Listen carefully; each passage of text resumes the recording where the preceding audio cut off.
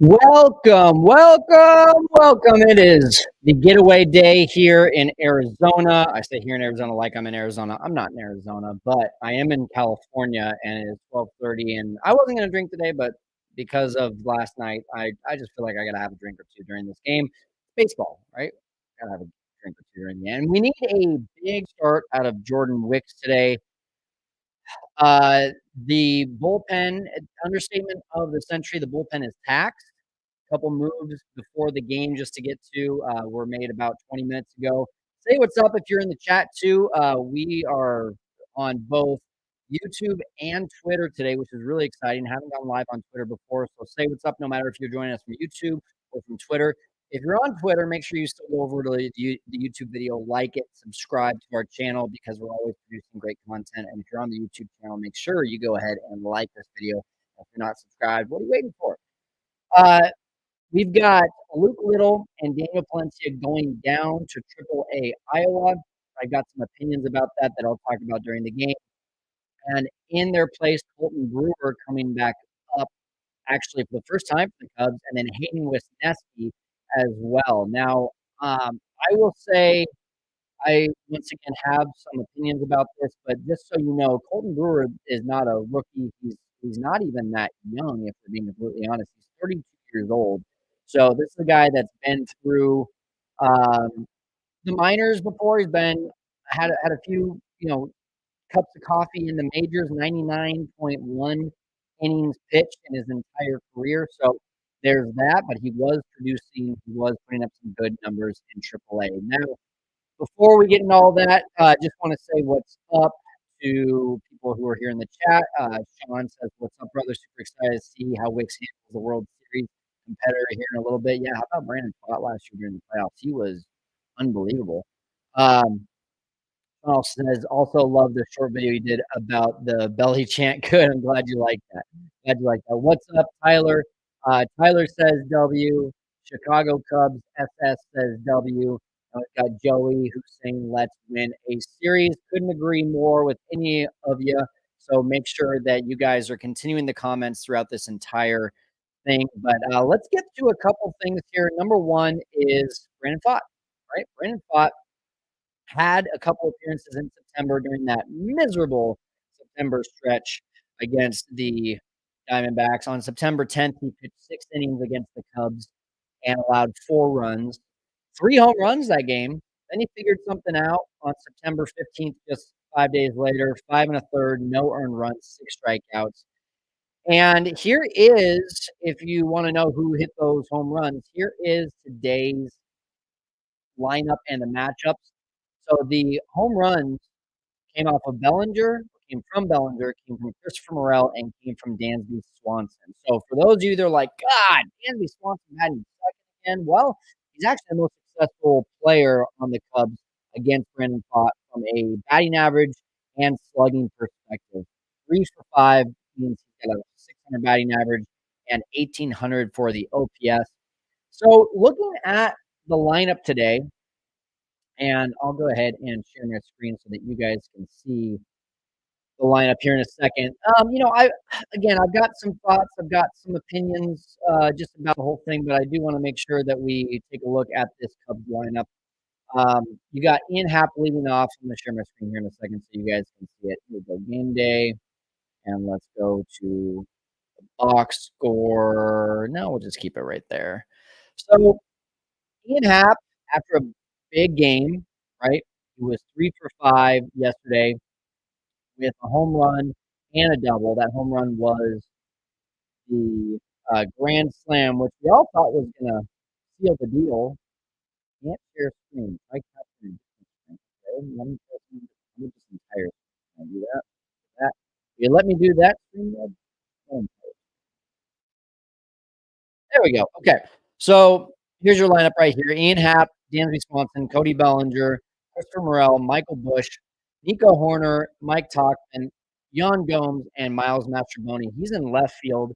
Christopher Morel is at third base. You got Bellinger, of course, at center, and Tauchman in right field. Your DH today is I can't find it. Where is your DH?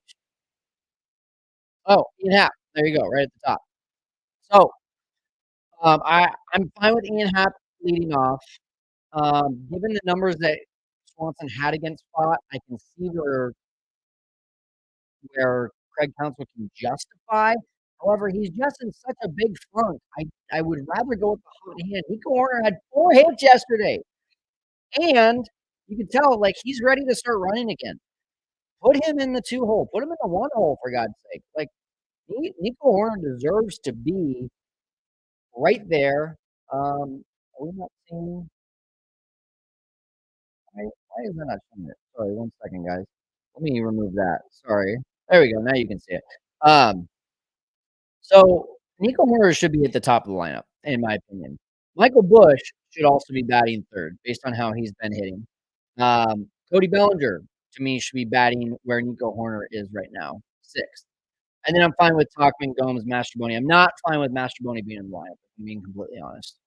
He's 0 for 8 this year. He's not getting regular at bats. He strikes out a ton. I would honestly rather have seen Christopher Morel be the DH, Ian Happ in left field, and Nick Madrigal batting 9th and playing 3rd base.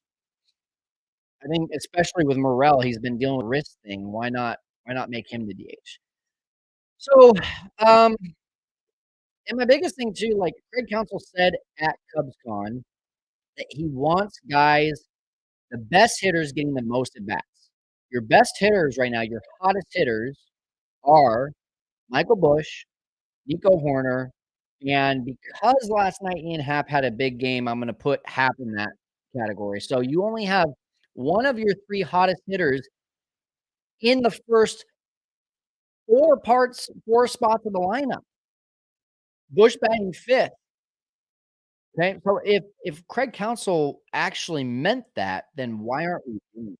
Why is Nico Horner and Michael Busch, who are arguably the hottest hitters on the Cubs, not batting in the top 3? Can I get an amen on that? Can someone just let me know in the comments what they think? I'm gonna read the comments right now. I have an honest question for you, but if not, I'm gonna go back to that in a second. Steven, what's up? Are you in class, Steven? Are you listening and watching along class? Sorry, we got my dog gonna start barking because of course the mailman comes during our live stream. How dare he? How dare he? I'm gonna mute for a second to let my dog just bark it out.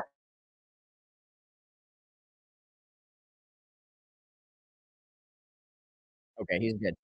Tyler says agreed. Nico needs to be up there. Tyler also says maybe Craig trying to give him one last shot. Could be. Steven says I'm confused why Canario isn't playing.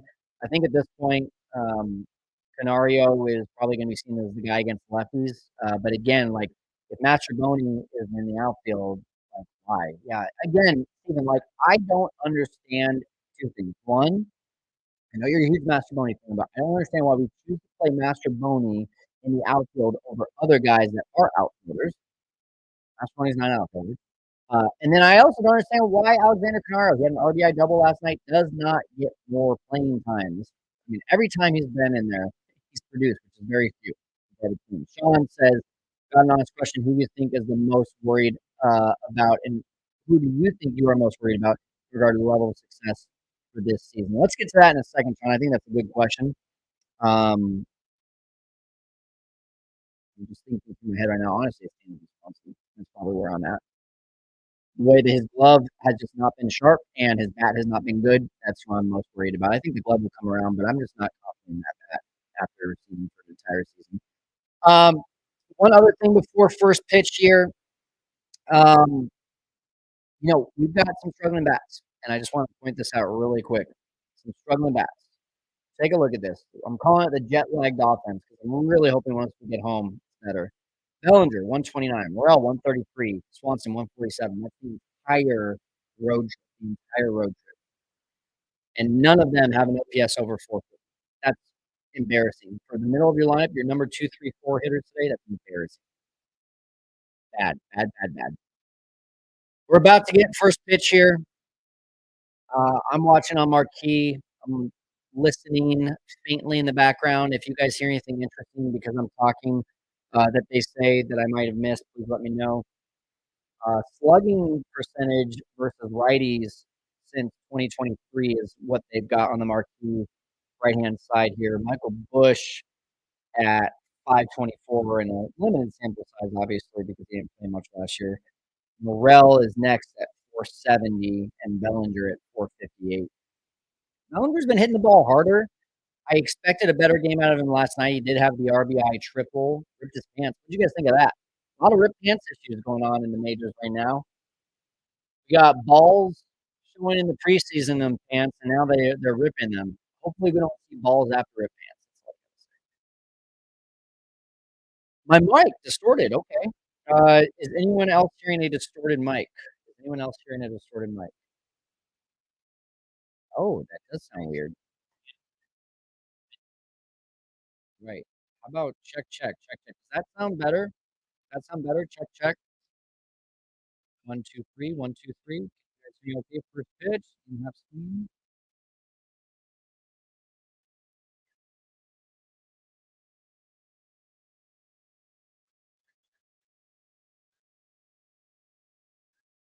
That is weird.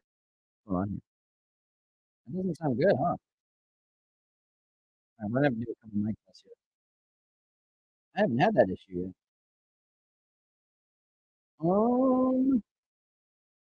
We got no 2 count to Ian Happ.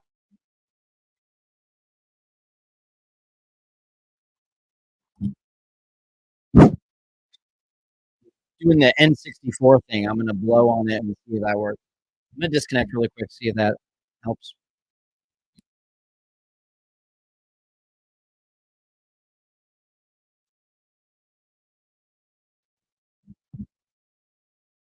One, two, one, two, one, two. Check, check, check, check. Settings, audio. Check, check, check, check, check, check. Let me see, let me see, let me see. Let me know. I'm listening over on mine as well. The N64 blow, yes, got to do it. Hey, Ian gets in the one. Warning track out. How is that happening? All right, we're gonna change the mic.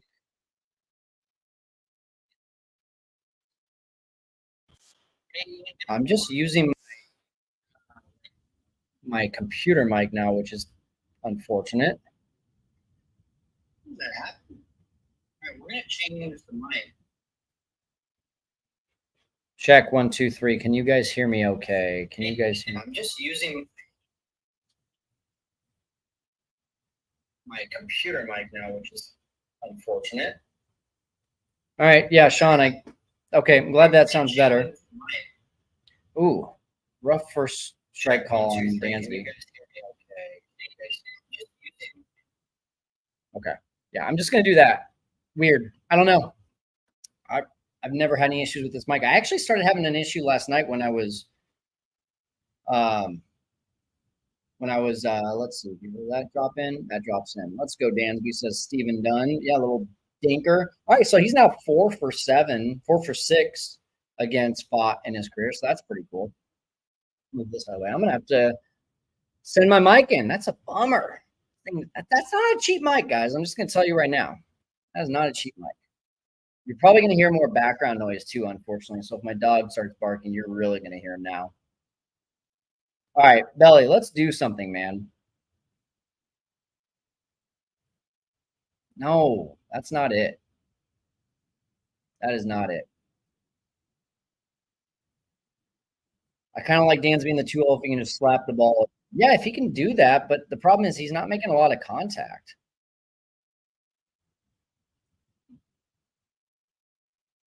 Down low, good take. Let's see what Dansby is looking like.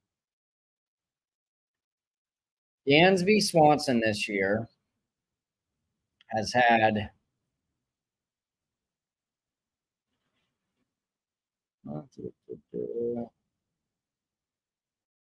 1-1 to Bellinger here. Here comes the pitch. Off the plate. Good call.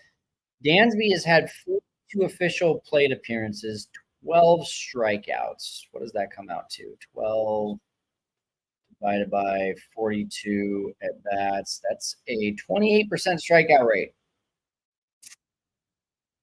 Actually, I think they do it based on plate appearances. So we'll even do 12 divided by 47 plate appearances. 26. Still not good. He's just not making a lot of contact. I want to see him make more contact. If you're going to hit in the 2 hole, I want to see you make more contact. What about you guys? Oh, that's the problem. He's doing so much. Bellinger is doing so much that 3-1, and you do that fastball. It's just not. It's not there right now for Bellinger. He had the home opener, not the home opener. He had the series opener where he had 3 or 4 hard hit balls. Then last night he lines out in his first at bat, then hits a double later on, and but still just kind of a couple of bats where it's just like, oh, lazy fly ball, lazy fly ball. When it was bases loaded, nobody out, a little lazy fly ball to the shortstop. This is who really needs to turn it on is Christopher Morel. Morel came out like a house on fire, and now OPS 677. That's bad. He's been swinging and missing more. The problem really has been more chase. He was making really good decisions. Now he's making not as many good decisions, and I think that's what's getting him in trouble. Oh, and that right there, fastball right at his thighs, that's one I want to see him kill. Yeah, Steven, good point. Looked awful since he hurt his finger. I don't know how much that's been bothering him. You saw that game that Brennan and I did in Seattle, but I haven't seen it since then. Okay, good take. Slider low and away.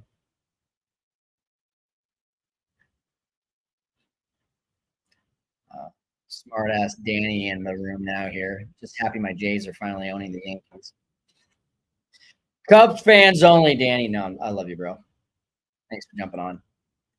Not a pitch that Morel is going to do anything with. So kudos to Fott for diving that sinker low and in. But on 2-1, that's not something you want to see Morel swinging at. Hey, Bleed Cubby Blue, there he is. Yo, what's up, man? Glad you got to hang out here. Oh, get out of play. Gosh dang it. All right. Little 1-out single from Dansby. Nothing from 3 and 4. Let's talk about Jordan Wicks for a second. By the way, Danny, you're here. Danny gave me this mic as a gift about 2 years ago. It's not working. We got an issue with the mic. Hope there's a warranty on it. So it's distorted. Kind of bummed. That mic has been good to me. So Jordan Wicks, it hasn't been good. I mean, it's been like almost there, but it hasn't been good enough. Let's show some stats here. Share screen. Here you are. First outing of the year, 4 innings, 85 pitches. Could have gone out there for a 5th inning, but it's the first start of the year. It wasn't super sharp. 3 walks, 6 strikeouts. Second start of the year, I thought he was really good. Against the Dodgers, didn't have his changeup, had to rely a lot on fastball location, was locating the fastball. Says he gave up 2 earned runs, but let's be honest, Jose Cuas gave up those runs. So 4 2/3 left with a scoreless game. Thought he was phenomenal in that game. The only problem, again, was pitch count. He's not being efficient with pitch count. And then this last game ran into a lot of trouble there in the 4th inning, and that ran him up to 94 pitches after 4 innings.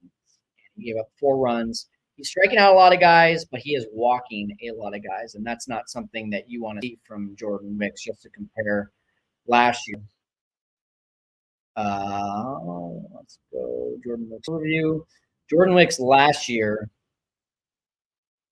11 walks in 34 innings, still a little high, but I mean, this year, 8 walks in 12 innings. That's a walk per inning, whereas before it was about a walk every 3 innings. You want to see like a walk every 4 innings. That's a pretty good ratio in my mind. He's striking out a lot more, but again, so 24 and 34 innings last year, 19 in 12 innings. Do not go out. Great. Are you freaking kidding me? Marte, back-to-back at bats.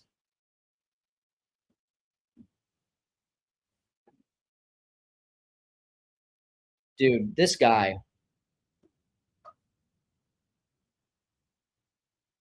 Okay, let's try to look from a positive perspective here. The last time Jordan Wicks gave up a leadoff home run was against the Pirates, and then he went on and shut him down. So let's shut him down. It's efficiency, and he has to pitch to contact, just not that kind of contact, right? That was rough. Okay. So these guys are coming out swinging, which I like, to be honest. Jordan Wicks has been bad about getting into deep counts all year long. So give me some efficient first, second pitch swings and get him in play, but for outs, soft contact. I hit him? This is a great start, guys. Just really great. The guy that you want to be efficient has 3 pitches in, given up a solo home run and hit a guy. By the way, I'm looking for my first live stream win. Can we just get that out of the way? I'm 0-2 in live streams so far. Tyler says, set up man over Boog Shambi. Listen, guys, Boog is a good friend of mine. I text him happy birthday. We went to dinner while we were in Arizona. I love Boog. You have to realize, like, these guys are getting paid to stay in a box. Like, we can have a conversation right now, and I don't have to worry about it. I don't have to worry about, like, the Cubs front office calling me and being like, you can't say that. And we all want the Chip Carries, right? Like, when Chip Carey, and we love Len Casper too, but, like, I grew up listening to Chip Carey. And God, I mean, if you're not a fan of the Cubs after listening to Chip Carey, it's because you're a hardcore fan of someone else. Chip Carey and Sammy Sosa made me Cubs fan. Every time something good happened for the Cubs, he was ecstatic. Every time something bad happened for the Cubs, it was like the world was coming to an end, right? And that, unfortunately, nice pitch. That's where you want to live. Not necessarily that much to the plate, Jordan Wicks, but like right on the corner there, the fastball, good fastball location. But that, unfortunately, is a little bit of what led to Chip Carey leaving the Cubs, is because he was getting a lot of crap from players. Players didn't like it. Oh my gosh. Wild pitch. So that's what I was just having a talk with Matt Cozy yesterday over at Locked On Cubs, and he was kind of like, I like where we're at. We're kind of on our own island. We don't know a lot of people. The more you know people, the more like you kind of you don't want to step on toes. And so we can have this conversation. Boog knows everyone on the team, right? If he says something, he's got to own up to that the next day. If he says Ian Happ looks like crap in the box, Ian's going to hear that from either watching the replay, or a friend is going to come up and say, Boog, or he's going to say, Ian, what Boog said about you? Ian's going to go up the next day and be like, bro, come on. We're not doing that. We're fans. We're watching from home. But thank you. Hey, there we go. Blew the fastball by him. 95 on the fastball. That's another thing about Wicks. Added velocity is always a good thing, but it's making that fastball, a few more swings and misses, which I think is leading to the deeper counts. Are the balls just again? Marte is going off. No, I think the Cubs are just cursed when it comes to facing Marte. But it's a good point. Kyle doesn't talk to me when I fire up MLB The Show. Well, I mean, we've never played MLB The Show, Dan. You've never invited me to MLB The Show. Let's play. Hey, what's up, Daniel? Oh, yeah, Corbin Carroll is so fast. Guys, this is what Nico was doing last year. Why isn't Nico running? Yeah, he hasn't been on base much, but also, like, when he's been on base, he got picked off the other day. That was bad. Sean says, anytime you walk guys, it just hurts in a lot of ways. The walks have come down. If he can get those down, and he'll probably be okay. Stop giving up home runs. There's a nice pitch there to Christian Walker. Looked like slider. Might have been the changeup, but it looked like a slider. And stop getting home runs to the other team. Yes. That is the goal. Score more runs than the other team and don't give up home runs. All right, 2 strikes on Walker.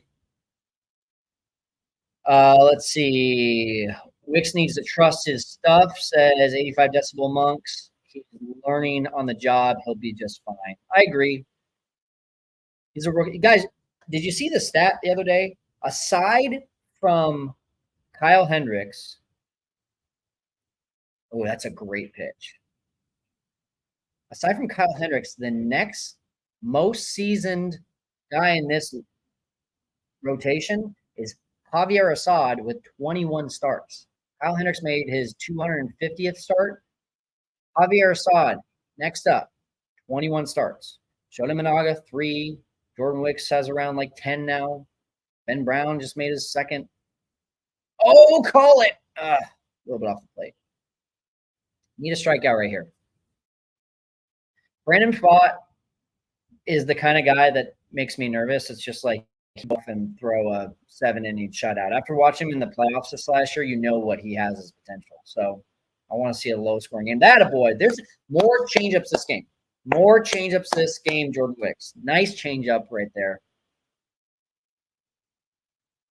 Do you remember his MLB debut? It was just like changeup, changeup, changeup, changeup, swing and miss, swing and miss, swing and miss, swing and miss. We haven't really seen him do that ever since that first game. I'm going to actually look up that first game, Baseball Savant. Nice curveball, get ahead. Suarez kind of being quiet this series. I'd like to keep it that way.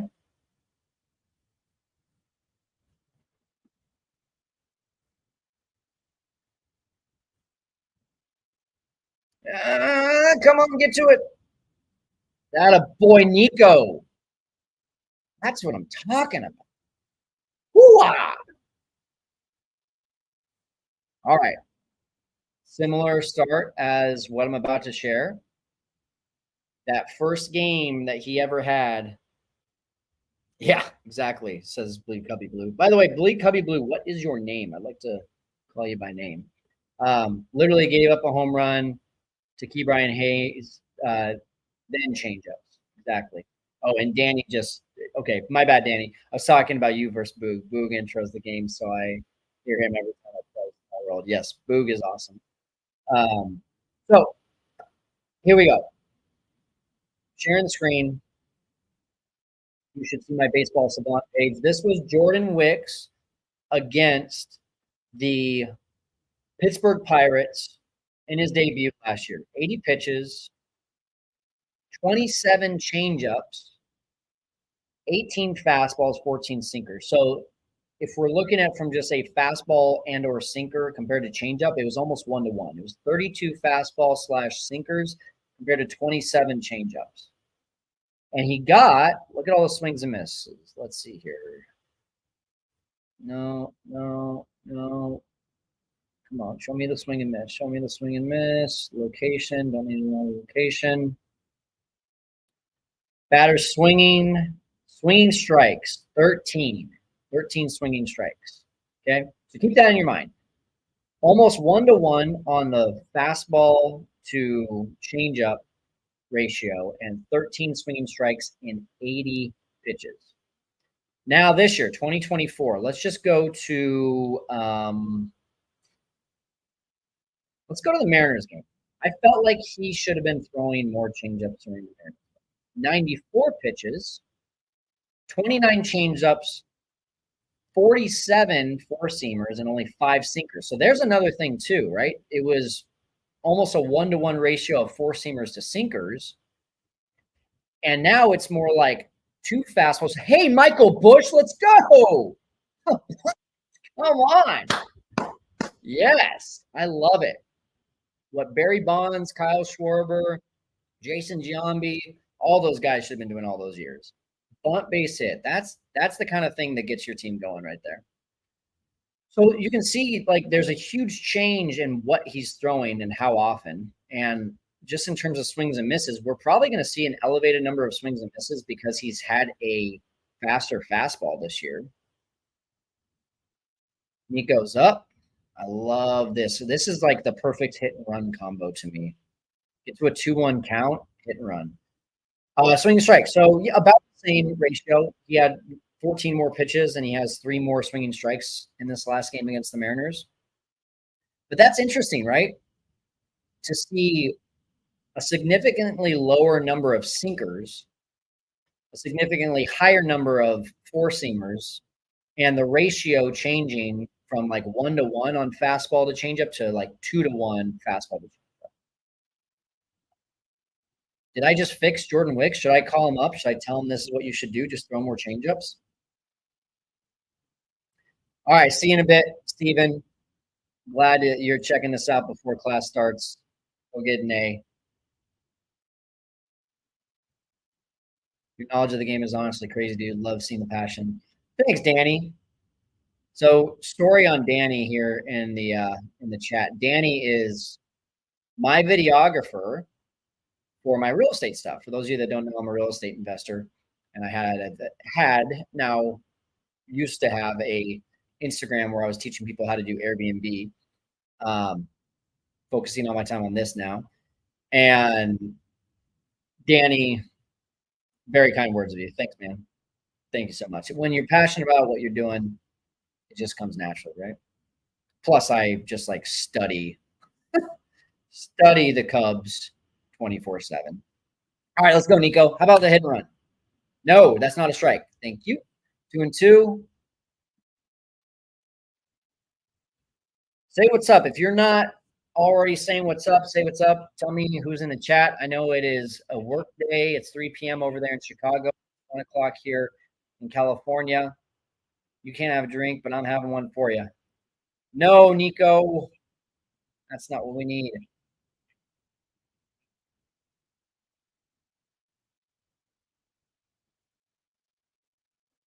Ketel Marte, starting second baseman for the National League this year.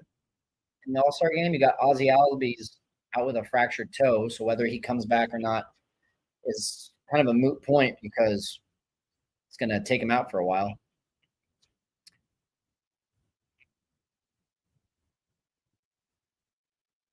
I mean, we love Nico, but right now, I mean, Ketel Marte is he's a stud. It's 10 p.m. in Germany. Holy crap, Andrew. Welcome in, man.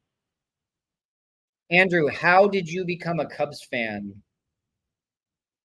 If you are indeed a Cubs fan, how did you become a Cubs fan in Germany? Paulie says, "Sup, man? Go Cubs." What's up, Paulie? What's up, Danny Holcomb? From a Reds fan, you're just trying to bring the Cubs some bad luck. Hey, cheers to anyone who's here. I appreciate you guys jumping on. Danny, if you can at least hit the like button and subscribe, all will be forgiven. I got some friends texting. I got to tell them to get into the chat here. I'm not going to be responding to my texts.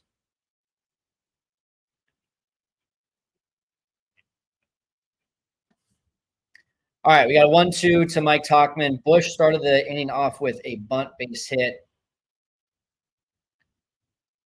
Tauchman right now with a 182 batting average. He's putting up great at bats. He's just not getting results unless he's walking.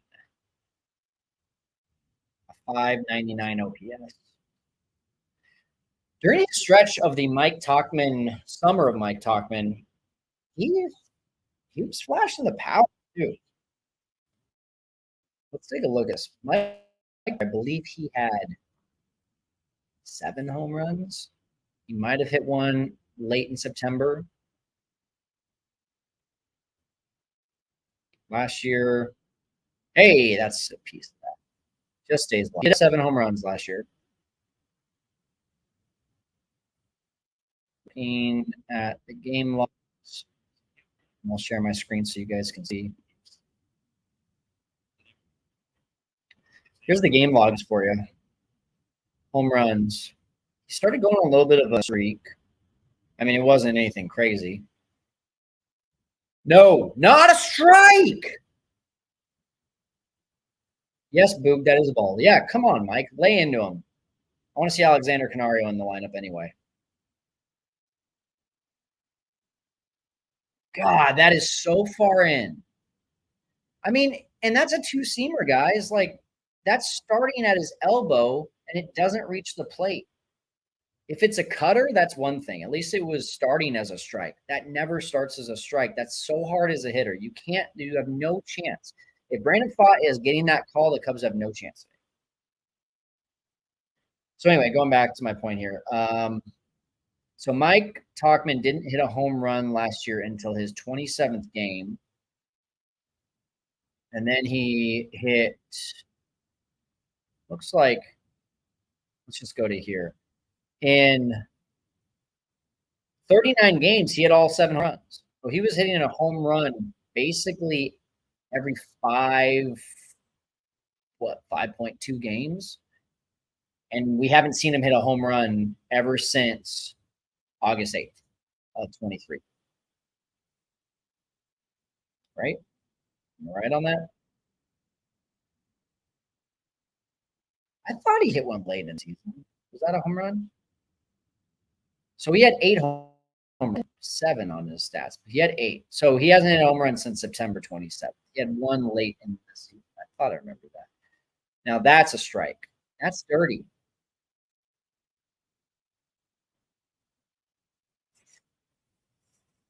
Oh boy, guys, Brandon Pfaadt looks good. Let's talk for a second about this West Coast road trip. Really quickly, I do want to hear this from Andrew. I was born and raised in SoCal. What's up? I'm in NorCal. I'm in Fresno. We're in SoCal. Went to college in San Diego. Ended up in Germany, and I became a Cubs fan in 2015. I had some relatives who are from Chicago, and they turned me into Cubs fans.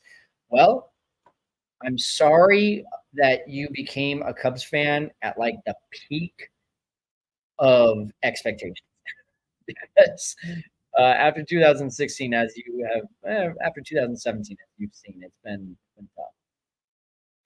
Already did. Thank you, Danny. Thanks for liking and subscribing. I appreciate that. Let's talk about expectations from this road trip. I went into this road trip saying if we had a 4-5 road trip, that's fine. If we had a 5-4 road trip, that would be fantastic. Well, here we are. 4-4, final game of the road trip. Chance to either go 4-5 or 5-4. But what could have been, right? First of all, opening game of the Diamondback series and final game of the Mariners series, Cubs should have lost. And that's what I'm talking about, guys. Like I talk about all the time, and I always reference fever pitch, right? Fever pitch, yeah, it's fever pitch with Jimmy Fallon. Baseball is the fairest thing in life. It evens itself out. The Cubs lost 2 games they should have won last night and the opener against the Padres, and then they won 2 games that they should have lost. That's a strike. Thank you. If you're going to call that for Brandon Pfaadt, you have to call that for Jordan Wicks. If Jordan Wicks can now live out there, now we've got ourselves a 1-0 game that doesn't feel like 5-0. Right now, it feels like 3-0. So it's been fair, right? To me, we're right where we should be. We could be like, well, we could be 6-2 instead of 4-4. We could be 2-6. All right, come and get it. Change up. He threw the change up. 0-2 change up. Reaching. Love it. More change ups. More change ups. Let's see what he's thrown. I need to open up the Illustrator on StatCast. So, with that being said, I think it's a good time to also talk about expectations for the rest of April.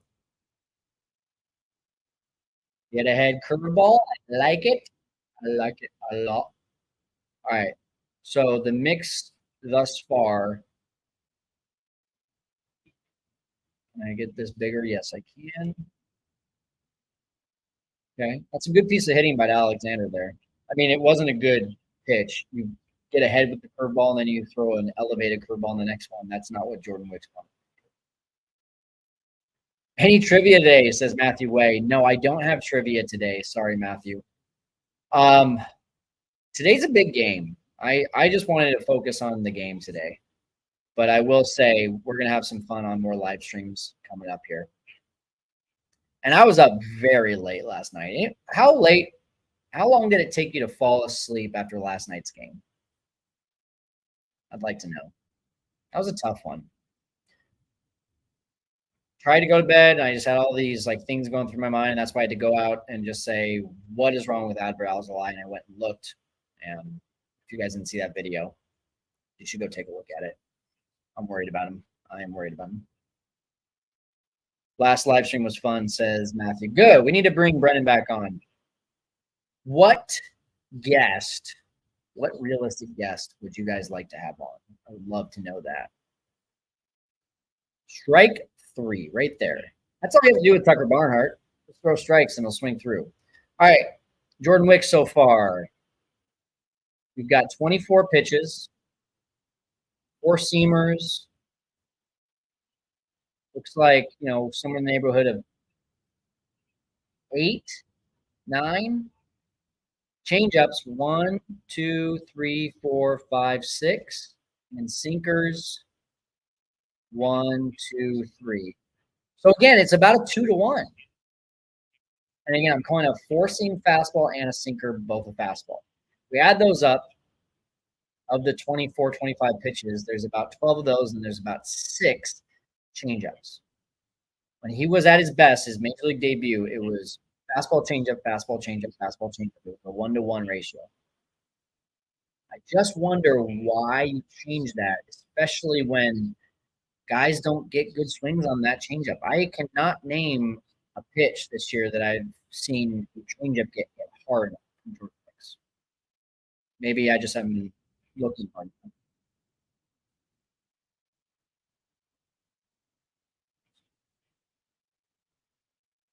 Yes. I don't know if you just heard JD. A lot more strikes this time. That is good to see.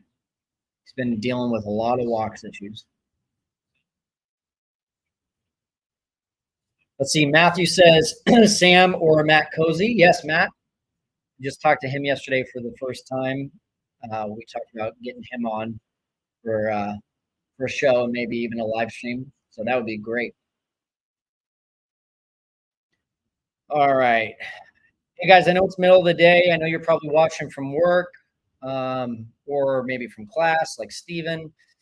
Do me a favor, share this with someone that you know is a Cubs fan that would like to be a part of this community. We are Setup Nation. We are the real Cubs fans out there, the ones that know their stuff, ones that aren't going to watch only when they're winning, but when they're going through the tough times too. All right, make that play, Dansby.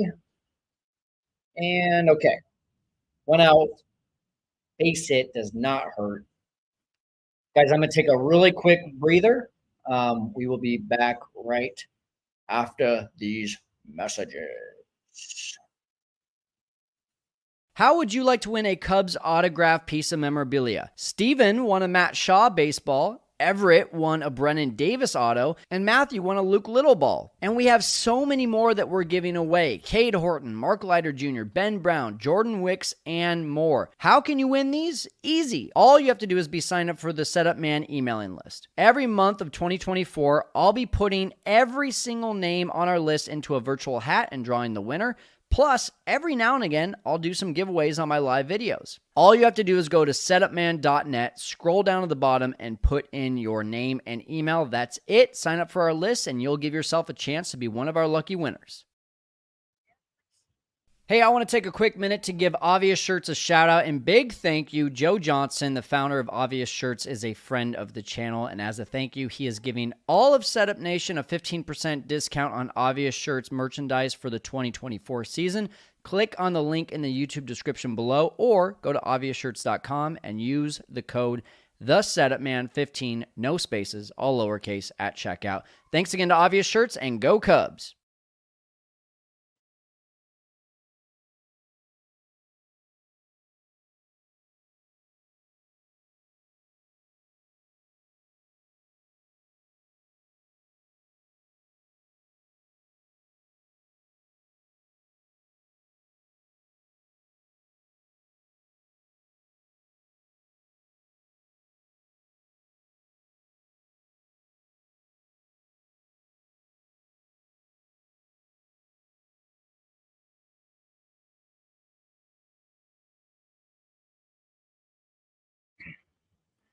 Hey, welcome back, everyone.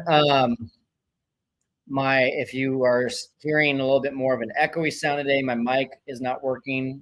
Thanks for pointing that out, guys. So we're just doing what we got to do to get this win going today. So, who's wearing a lucky shirt out there? Who's wearing a lucky hat? What do you guys have as your lucky apparel to get the Cubs a win? All I can tell you is this isn't really my lucky lineup. I'm not a big fan of Mastroboni in the lineup. If Steven is watching, I'm sorry, Steven. I'd like to be proven wrong. 0 for 8 to start the season. He's gotten on base once. I know he batted 309 in the second half last year, but 309 with only one home run, like, okay, cool. Taking the bat out of, yeah, see that. That's why I don't like Miles Mastroboni. That's what his swing is going to do. He's got that. Okay, so it's here, right? And then it's here, which is fine. A lot of guys like Ian Happ, like that's their first move too, but then it's level through the zone where Miles Mastroboni is uppercut the zone. Think of like a seesaw or like a pendulum swinging. That's Miles Mastroboni's swing. Ian Happ's is here and then through. And for that reason, he's going to ground out to first base or pop out to left field almost every time. And then when he does barrel up, it's going to be a moonshot, and he doesn't have enough power to. He's not Michael Bush. That's my thoughts about Miles Mastroboni and why I don't like his swing. To be fair, I don't like Dansby Swanson's swing. I don't like Matt Mervis's swing. I think that's about it in the lineup today. But I'm fair. I'm not just throwing out like, oh, I don't like Miles Mastroboni because he's not getting results. Like guys that like Swanson, like he's not hit very well this year. He sucked for the last 2 months of the season last year, but before that, he was a solid hitter. Why don't I like Dansby Swanson's swing? Because he chokes up too much. That bat goes from whatever it is, maybe a 33 down to a 31, which is supposed to give you more back control, but it gives you less whip, and that's why he swings through a lot, I think. That's why he's in front of a lot of pitches, I believe. Get hit, Ian. Where are you guys watching the game from today? Let me know in the comments. Are you at home? Are you at work? Are you sneaking into the bathroom to check it out?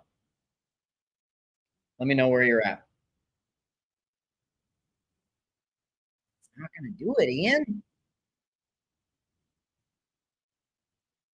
Mark says, Richmond, Virginia, working from home. What's up, Mark? Thanks for saying hello.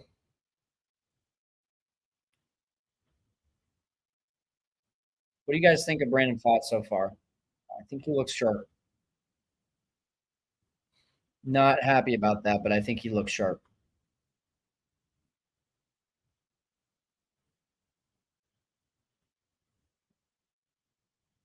Do you see how small that bat looks in Dansby's hands? It's because look how much he chokes up. Watch this. Look at that. It's 2 inches of choking up right there. That 33 just became a 31. And look at that. It looks like one of those mini bats. I actually have one right here. Do I look like Dansby Swanson? Because that literally is what it looks like in his hands. How do you get any plate coverage?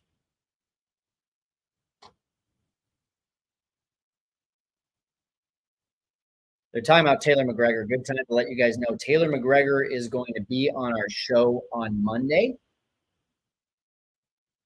I would love to know what you guys would like me to ask her. Dansby has a hanging slider. Hanging slider. Completely missed it. 1, 2, 3. Telling you, Pfaadt looks good. Pfaadt looks really good. So, a couple questions that people have already asked me to ask Taylor McGregor. Number one was, has she learned any Japanese yet? I'm going to ask her how much English Shota actually speaks because it seems like after his press conference, that was a decent amount of English. And being at spring training, I saw him talking to guys like Steele. I saw him talking to a lot of English speaking only teammates, and his interpreter wasn't around. So I'd like to know.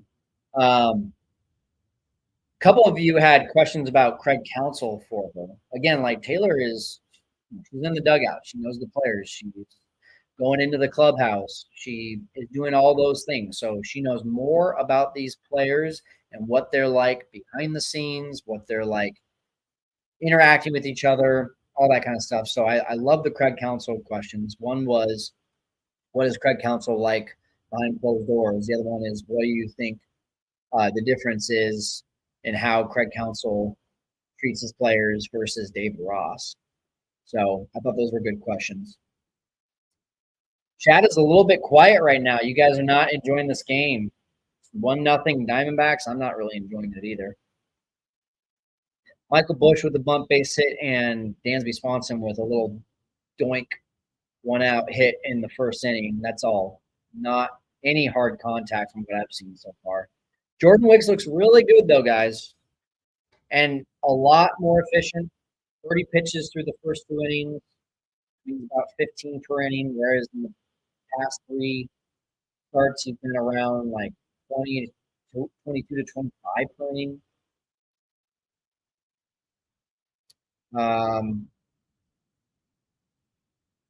We did give up the home run to Marte right off the get-go, but aside from that, I'm pretty good. Speaking of which, here is Marte. It looks like Ronald Acuna finally hit his first home run of the year. I believe how slow he's been. Ooh, is that a changeup? That didn't look good.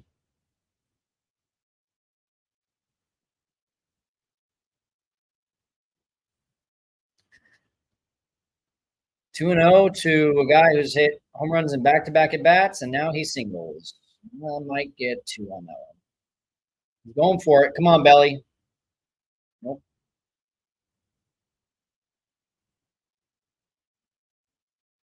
I mean, that guy's on another level right now. I don't want to face him. I'm glad he caught fire the last at bat of the second game and not the first at bat of the first game.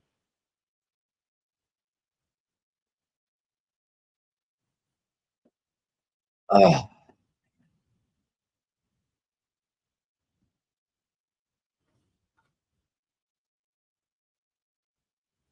I'm just going to hold this bat for good luck now. Carol Bunting, that is, if that's going to be a strike for Fott, you have to give that to Wicks.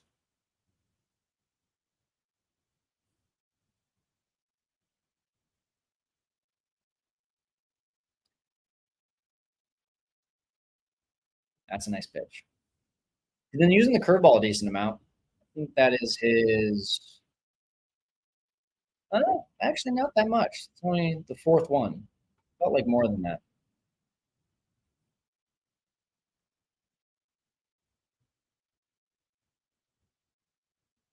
That's a strike. Oh my gosh. The first one, I was just saying it's a strike because you're giving it to Fott. That one's a strike. This should be a 1-2 count. So it's 2-1 to their most dangerous hitter when he's on, which he hasn't really been on. But now we got a 3-1. Changes everything.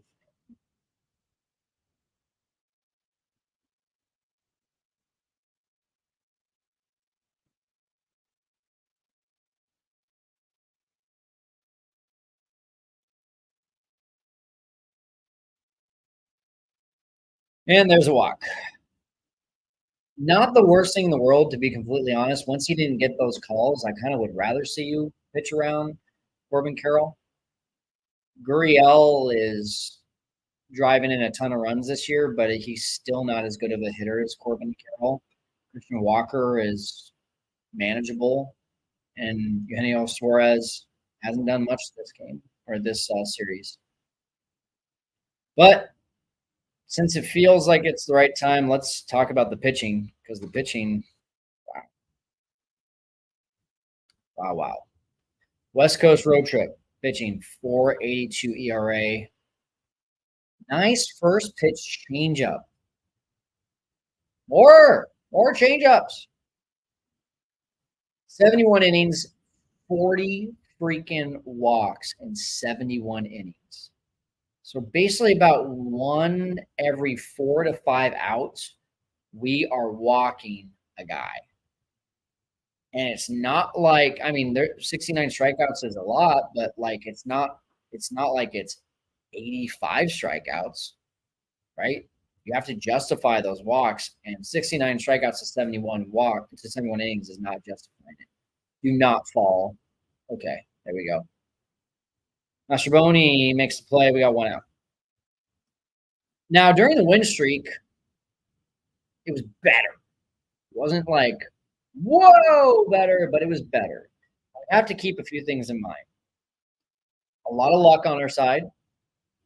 The lineup for the Mariners is one of the worst in baseball. This 124 could have easily been a 5 ERA. Very easily. With all the walks. 13 walks and 29 innings pitched. It's better. It's still not good. And the strikeout rate about the same. So either way, no matter, I mean, there hasn't been really, aside from the 5-1 win against the Padres, there really hasn't been an easy win on this road trip. And it's been because of so much traffic with the walks. That's a strike. Nice. Curveball looks good. All right. 0-2 to Christian Walker. From a little outside changeup, get him to chase. If he hits it, it's a double play. We're going to talk about the bullpen at one point as well, but I mean, this is atrocious. 4.82 ERA. The fact that we're 4-4 with the offense struggling as much as it has, and a 4.82 ERA, like that's why, putting things in perspective, this has been he threw the changeup. Walker sniffed it out. That's why you got to keep things in perspective. This could easily right now be a, what did I say, 2-6 trip, 3-5. Could easily be that way right now, but it's 4-4. Turn it. Here we go.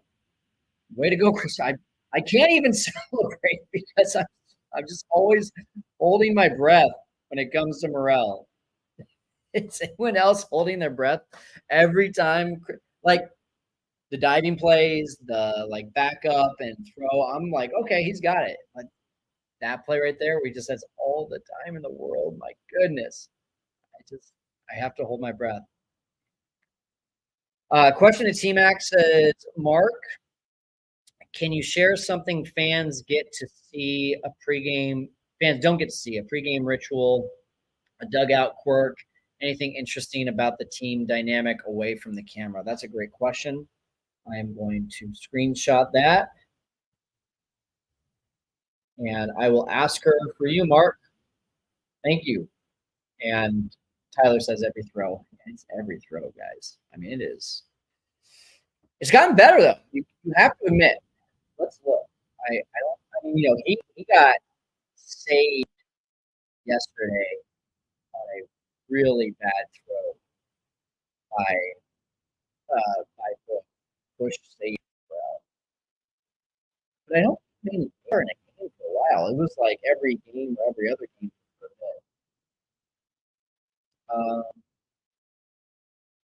Game logs in 2024. Christopher Morel made 3 errors in a row on his second, third, and fourth game of the year, and he has not made an error since. And I would say 2 throws that Michael Bush has saved him on. So that could easily be 5 errors, but it's not. It's not. What's his fielding percentage? Not that it really matters. Oh, why it's not working that way. Let's go overview and let's go fielding.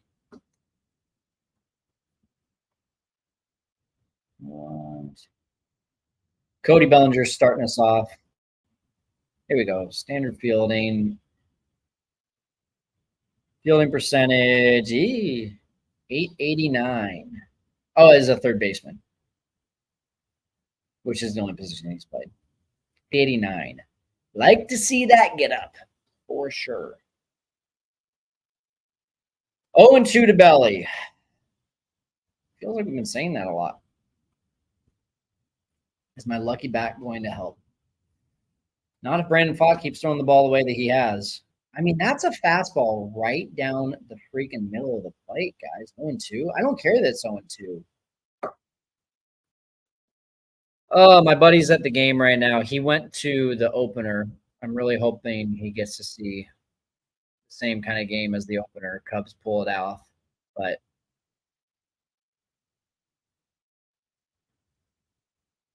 I'm telling you, Brandon Pfaadt is one of those guys that can just throw up a shutout without you expecting it. He's coming in this game mid 4, mid 5 ERA.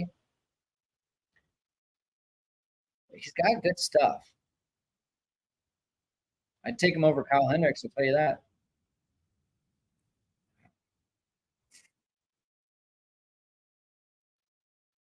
Well, we showed you before the game started, huge dip here on this road trip from Christopher Morel. Not what you want to see. It's good eye. Morel, Bellinger, and Swanson. Here it is again, just in case you guys have not seen it.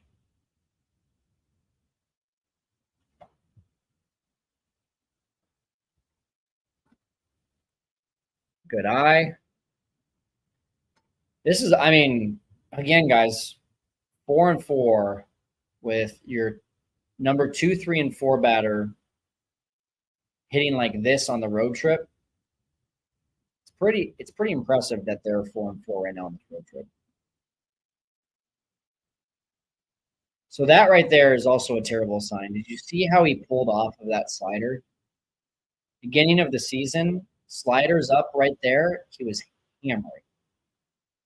But this is who you get with Christopher Morel. Christopher Morel is going to have these moments where it's like, wow, 9 home runs in 12 games, 3 home runs in 5 games. And then he's going to look like he just is lost.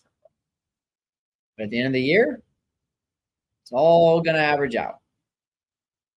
And I truly believe if he gets 160 games this year, even if he gets 140 games this year,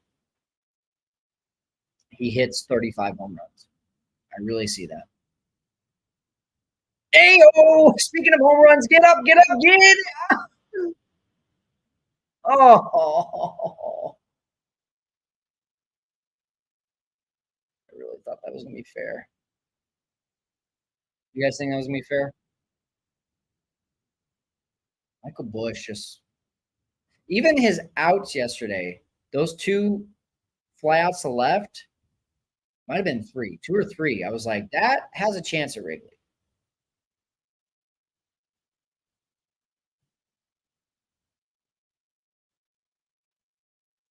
Nope.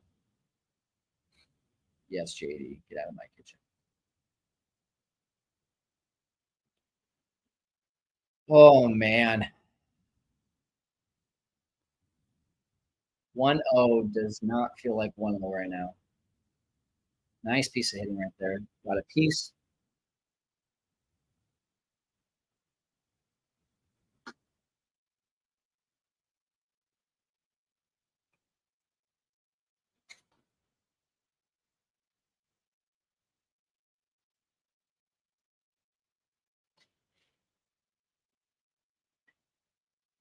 Again, I'm looking for my first live stream win. I've got the W flag queued up.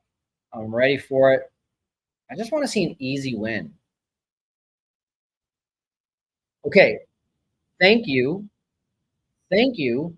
If you call that a ball for Jordan Wicks, call it a ball for Brandon Fott. If you call it a strike for Brandon Fott, call it a strike for Jordan Wicks. This is a great at bat. So he has 63 pitches coming up on his ending his fourth inning. If you can get Bush on right now, right after Bush is Horner. Horner's been walking more this year. There we go. That's a ball. That's not a strike. How do you call that a strike? Oh my gosh.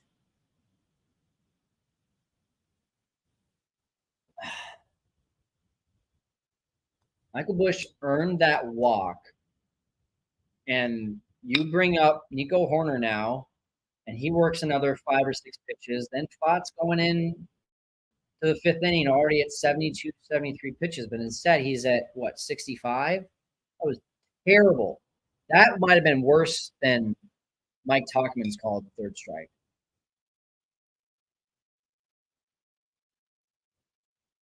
We got 21 people in the YouTube chat, and no one else is pissed about that strike three call. Come on, guys. Let's hear it in the comments.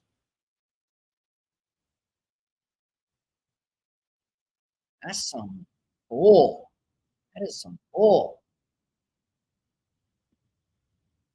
If you're watching on Twitter too, say what's up. Boo, says Tyler. Yes. Boo indeed. Oh, man. That's been a frustrating game so far. Mr. Way says, is that Angel behind the plate? I mean, if it was Angel behind the plate, I think he would have called it. Called it even worse. That's all I can say. Some of the stuff that he's had this year, I'm just like, you're literally trying to get on camera. Like, no, that wasn't. It's kind of like watching reality TV with Angel Hernandez. It's like it's not real, but they're doing it for the views. From Italy, we got someone from Germany and now from Italy here. Domenico Bellomo. Did I say that right? Domenico Bellomo. I took my daughter to Italy in September of this last year. Went to Venice and to Florence.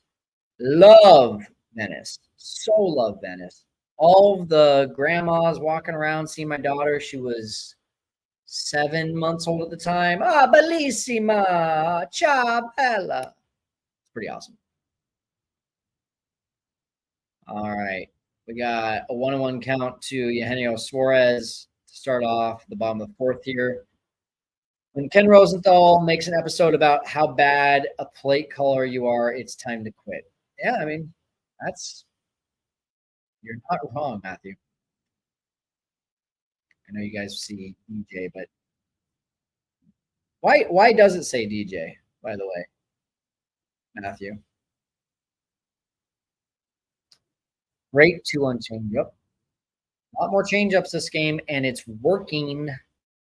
It's working. It's just too bad that like his best pitch, he has to have that much of a feel for, because he's had 2 games now where he's not throwing it very often. And you just wonder if it's because he doesn't have much of a feel for it.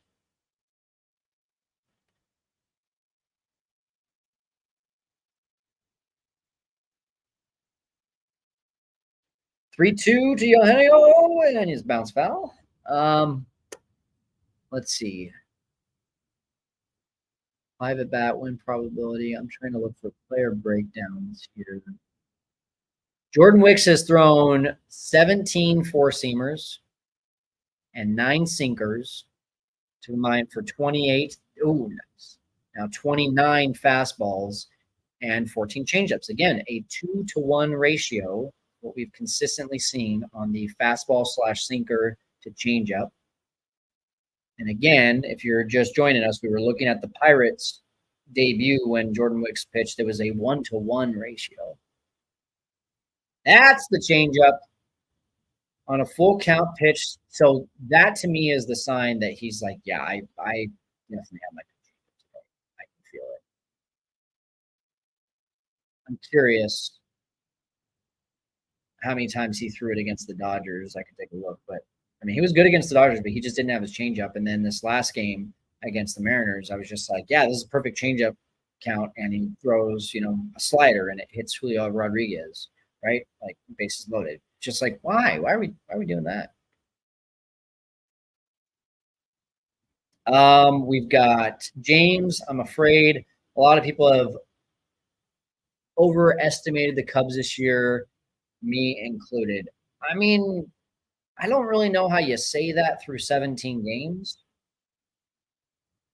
especially when your best starter, best reliever, and best position player are now all out, not at the same time in terms of a deadline, but all out for at least 30 days, given their situation.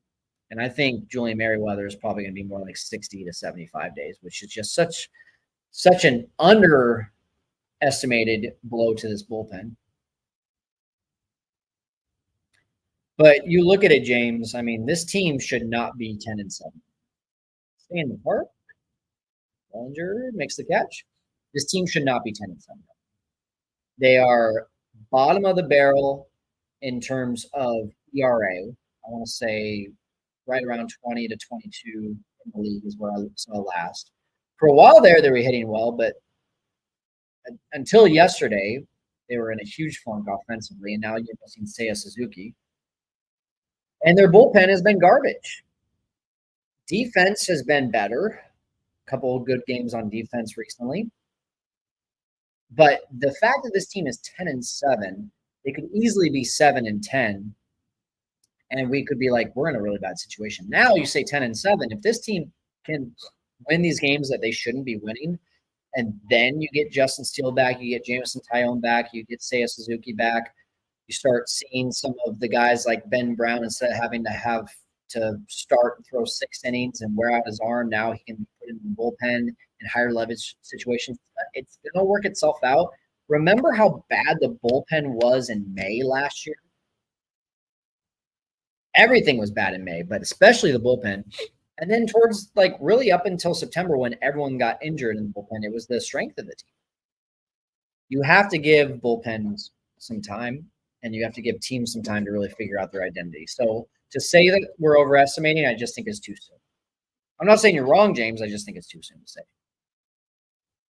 Feeling great about the results so far. Could be 4 games above 500. That's a great inning, Jordan Wicks. Okay, so he's at 60 pitches through 4 innings. If you're a mather, that's 15 pitches per inning. In the past 3 starts, it's been 22 to 25 per inning. So that's a vast improvement. He's only walked 1 guy so far.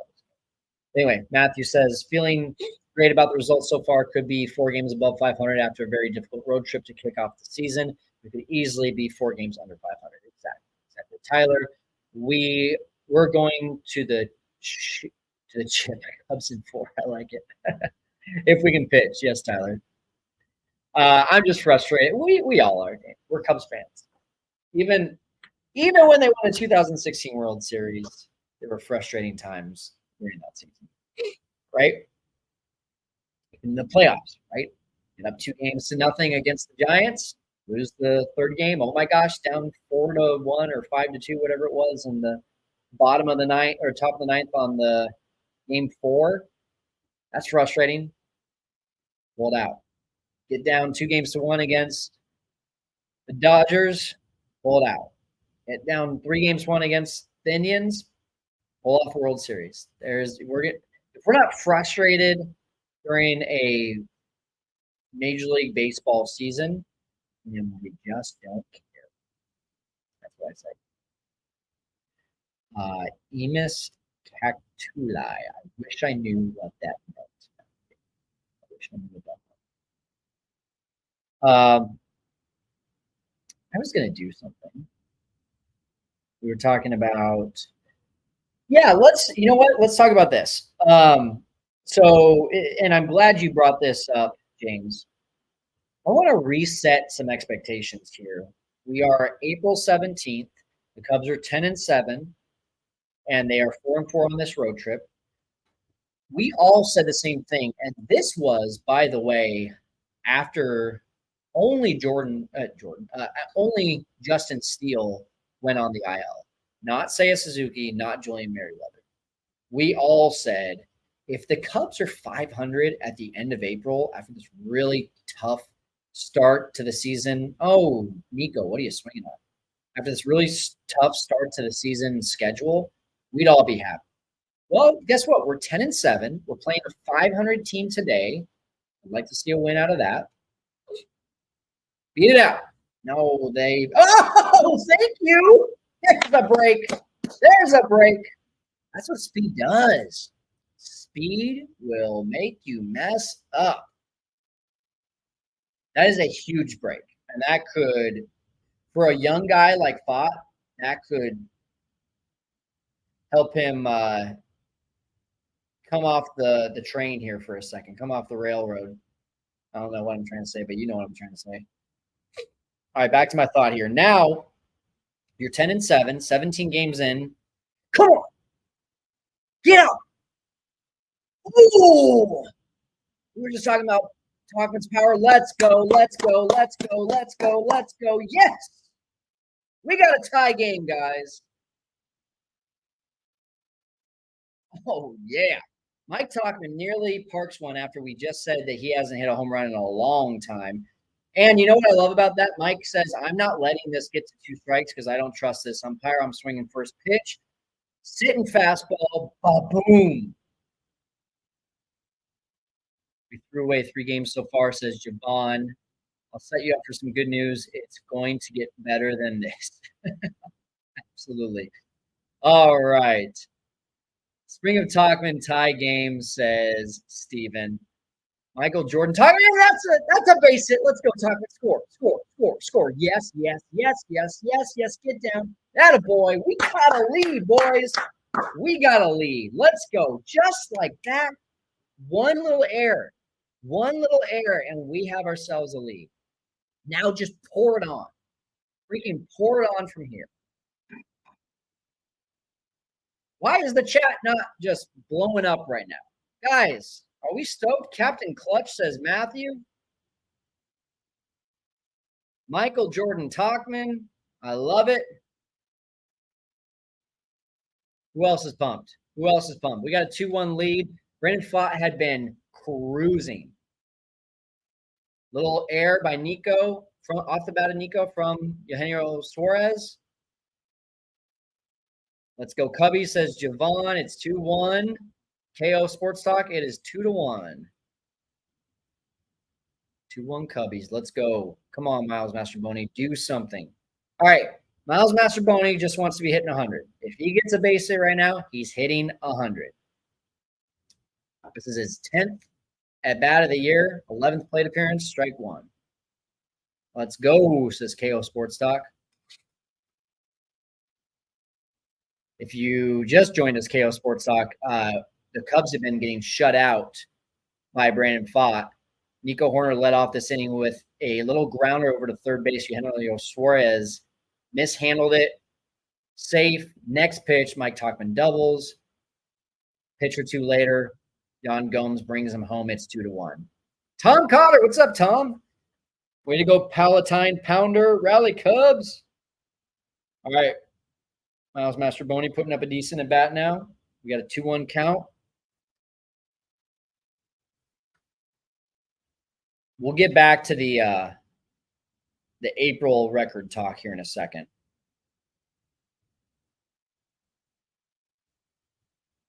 Get through. God dang it, Miles Mastroboni. Every time it's a ground ball to the right side. I hate that swing. It's so garbage. Sorry, I'm fired up. Why am I the only one that sees this? I mean, I know you guys do too. Why are we the only ones that sees this?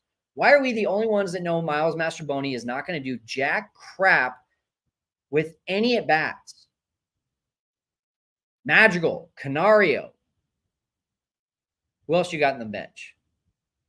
Garrett Cooper. But we choose Miles Mastrobuoni, and then Ian Happ flies out lazily for the third time today. I think Ian Happ should probably just consider batting right-handed only. God, what a rally killer. Pirates are coming back down to earth. So are the Brewers. So are the Brewers. KO Sports Talk. It's a Hayward swing. Yes, Tom Cotter. Yes, Tom Cotter. You get it. It's that pendulum. It's not through the zone. It's up and over. It's right. Oh, it's garbage. That's Michael Mastrobuoni's swing. He's hitting. He's lucky. I know there's some Miles Mastrobuoni fans out there, but I'm sorry, I'm not one of them. I'm not one. All right. So going back to, and I'll bring up the schedule here. I think it's time to reset expectations. A lot of us said, let's just get to 500 with Justin Steele out. It would be great to be 500 at the end of the year or at the end of April. And then once he comes back, we really set the world on fire because May's schedule gets easier. But hey, 10-7, and now you see some of these teams that are underperforming from last year, and the Cubs are catching them at a good time. The Marlins started off the year 0-9. They're now 14, 4-14. I think I'm looking at the schedule up at the top over here. They were playing. I don't see their score. There it is. The Marlins. The Mets killed the Pirates, so that's the one team I am concerned about. The Marlins lost to San Francisco, so they are now 4-15.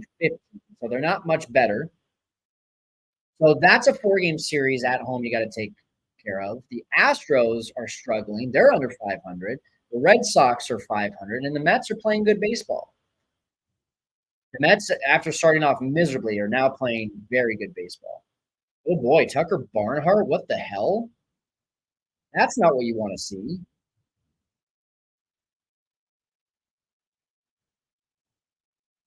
What in the world? Never did that on the Cubs. Just sitting fastball. So 13 games left in April.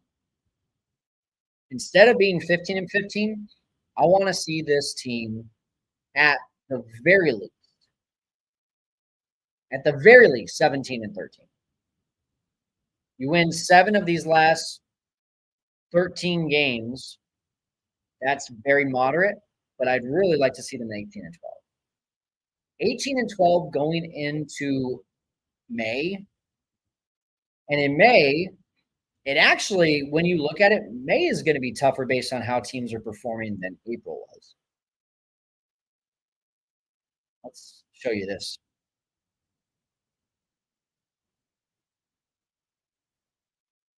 So May's schedule,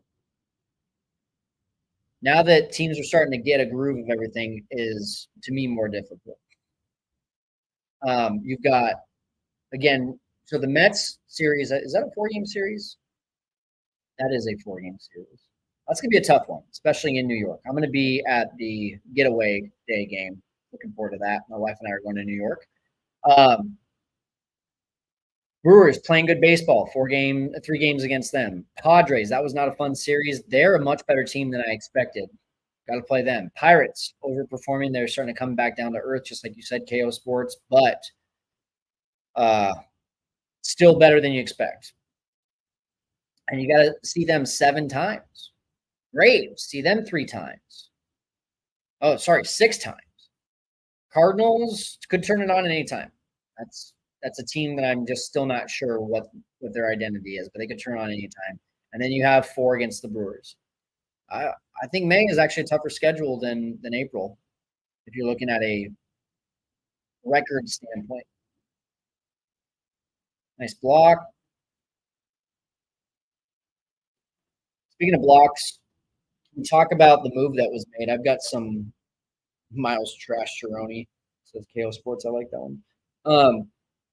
I've got some opinions about the moves that were made today. What did you guys think? Put it in the comments before I start giving my opinion. I want to hear yours. What did you think about the Luke Little and Daniel Palencia getting sent down move? Come on, come on, come on. Oh boy. Tucker Barnhart on third, one out, and now you've got the top of the order. Fantastic. Just, I want to say put Marte on, but I also don't want to face Carroll with the winning run on things. Tom says, love your reasoning and not wanting to settle for 500. Let's get the lead on the division and get Steele and Tyon back and stack wins. When is Belly going to show up? Exactly.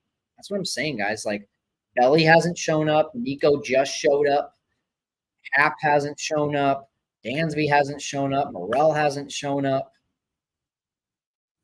There's a lot to be excited about when this offense really starts clicking. Yeah, at this point, just put them on. It's 2-0. Put them on. Don't waste 2 pitches. Don't waste 4 pitches. Just put Marte on. He's locked in. And he's a better hitter from the right side. Or so I'm told. Okay, 2-0 changeup. I like that. Javon says, I'm more worried about Hendricks than Little and Palencia. Yeah, we're going to talk about that too. But I want to sit on this topic here for a second. I've got a whole thing on Hendricks that I want to get to. God, I mean, just why didn't tie game to the hottest hitter on planet Earth? It's 3 for 3 today, and he ruined all of our nights last night. Tell me what you thought about the Palencia and Little demotion. Are you okay with it? Would you have liked to see them get a little bit more? Do you think it was just to bring some fresh arms in? By the way, Jordan Wicks is 1 out away from tying his season high in 4 2/3 innings. You'd like to see him. I'd like to see him go 6 today, minimum. Got to be efficient right here. Get in out. You're not going to double up Carroll, so just get in out with Carroll. Get these next 2 outs. Get into the dugout. Let's get our lead back. No one has an opinion about Little and Valencia. Not a single person, except for Javon. All right. I'm going to give you guys like another 10 seconds here. I'm going to give my opinion. All right. 1 out. Wicks. He's got 2 earned runs, both RBIs from Marte today. Not a good frame job there, Jan. That was a strike.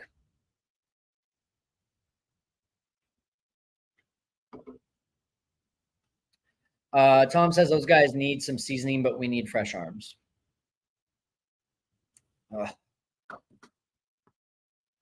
2-0 to Carroll.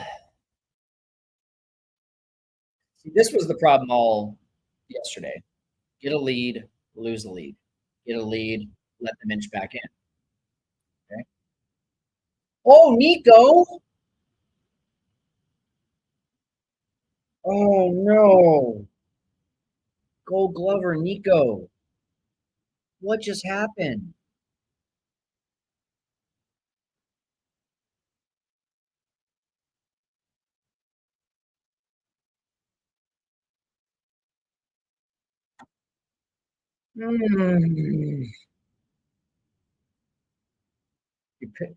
What?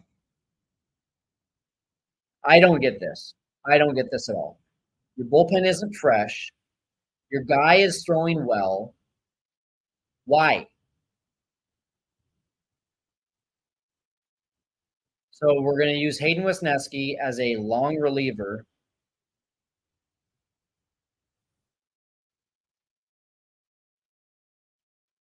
I mean, I can see like that being the game plan before the game, which is probably why Hayden Wisniewski got called up, was long relief. But it's a tie game, and he's throwing well. The only guy that has had solid contact against him all day has been Marte, and then Tucker Barnhart got lucky. Tucker Barnhart doesn't hit well. He gets lucky.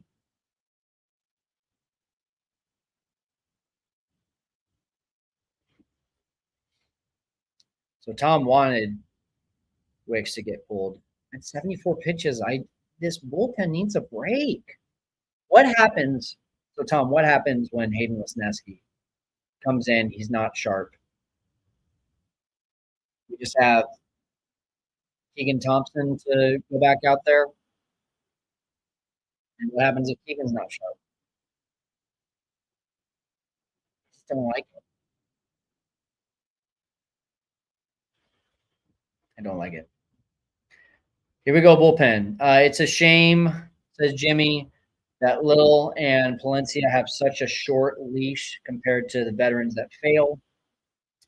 And, like they have options, right? It's not necessarily about having a short leash. It's about sometimes it's just about guys have options. And that in itself is valuable. One of the reasons that he gets it. So my thoughts on all this is if it's because you need fresh arms, get it. Cool. Bring them back up quick. If it's to work on stuff, it could be argued, but I'm not a huge fan of that. That's a strike. This umpire's garbage. He's so garbage.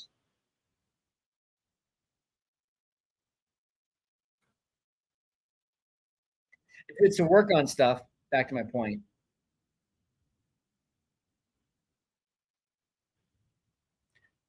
Okay, I like it so far. Working the corners, pumping 96. If it's to work on stuff, Daniel Palencia is not a long reliever, and Craig Counsell was trying to use Daniel Palencia as a long. Luke Little had 2 bad outings all the year. What did they have in common? Hey, that's an infield fly. That's what I like. Okay. What did both of those outings have in common? Rhetorical question, answer to yourself. He came in with runners on. When he started an inning, he had a 0 ERA this year. When he was coming in to clean up messes, I don't know what that is, but they're both high leverage situations. All that tells me is don't put him in cleanup messes when the game's on the line. Put him in cleanup messes when we're up big or down big, and let him learn how to clean up messes by grooming him into that. So that's my thoughts. If it was because of needing fresh arms, fine. If it was because of work needed, not a huge fan. All right. Wisniewski's pumping 96. The slider, tell me if I'm wrong, the slider looks really sharp. It looks more like a slider, not a sweeper right now. I mean, it's just darting. I like that.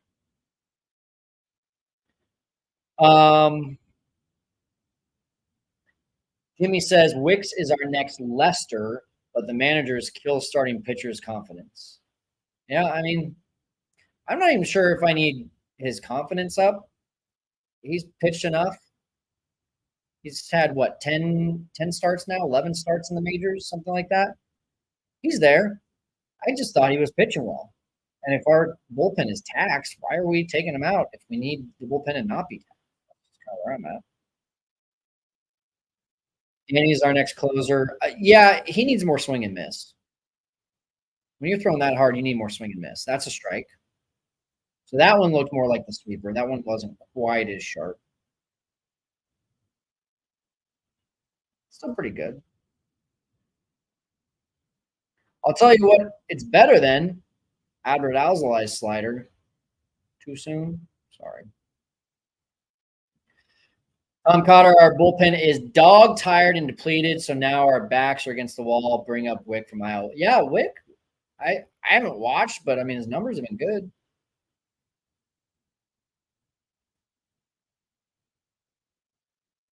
Okay. Call it. Mastrobuoni, you're not an outfielder. Here we go. Good job, Hayden. Get him out. Still tied at 2. Have a little faith set up, man. I have faith.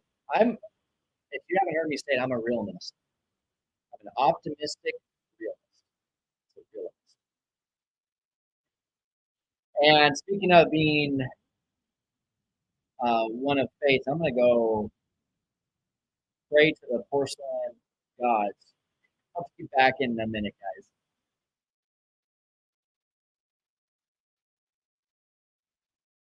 How would you like to win a Cubs autographed piece of memorabilia? Steven won a Matt Shaw baseball, Everett won a Brennan Davis auto, and Matthew won a Luke Little ball. And we have so many more that we're giving away. Cade Horton, Mark Leiter Jr., Ben Brown, Jordan Wicks, and more. How can you win these? Easy. All you have to do is be signed up for the Setup Man emailing list. Every month of 2024, I'll be putting every single name on our list into a virtual hat and drawing the winner. Plus, every now and again, I'll do some giveaways on my live videos. All you have to do is go to setupman.net, scroll down to the bottom, and put in your name and email. That's it. Sign up for our list, and you'll give yourself a chance to be one of our lucky winners. Hey, I want to take a quick minute to give Obvious Shirts a shout out and big thank you. Joe Johnson, the founder of Obvious Shirts, is a friend of the channel. And as a thank you, he is giving all of Setup Nation a 15% discount on Obvious Shirts merchandise for the 2024 season. Click on the link in the YouTube description below or go to obviousshirts.com and use the code TheSetupMan15, no spaces, all lowercase, at checkout. Thanks again to Obvious Shirts and go Cubs.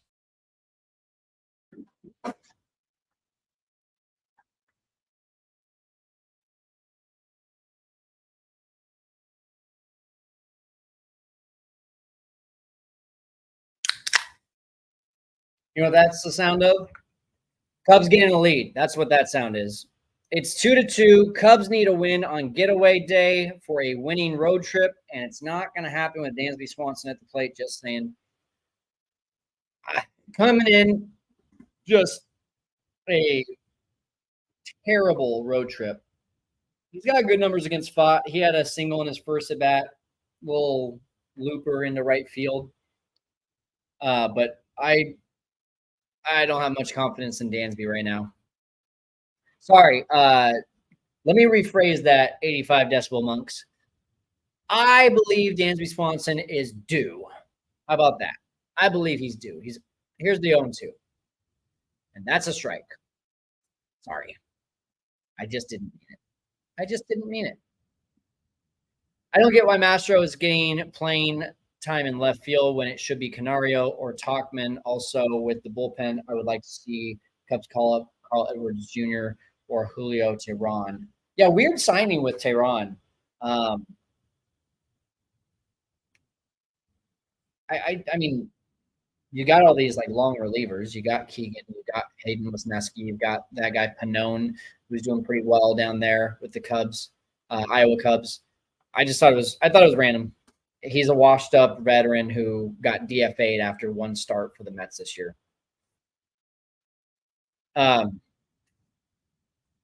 Good call, Blue. You called that one a ball for once. Appreciate it. We could use a belly balm. Let's get one right now. Come on, Bellinger. Oh, did you call it? Did you call it? Woo! Baby, you called it. Let's go. 85 decibel monks, my goodness. Hey. See, guys, the only time Cody Bellinger hits a home run this year is if someone's chanting his name. And 85 decibel monks, you were chanting his name. Let's go. Cody. Called it, bro. Yes, he did. Let's go indeed. Let's effing go, says Tyler. That was awesome. Could use a belly bomb. Got a belly bomb. How about back to – okay. Do I type it in the comments? How about back to back? There we go. I just said that in the comments. I'm putting that into the universe. Let's see what happens. Nope. Well, not a strike is what I mean. 1-1.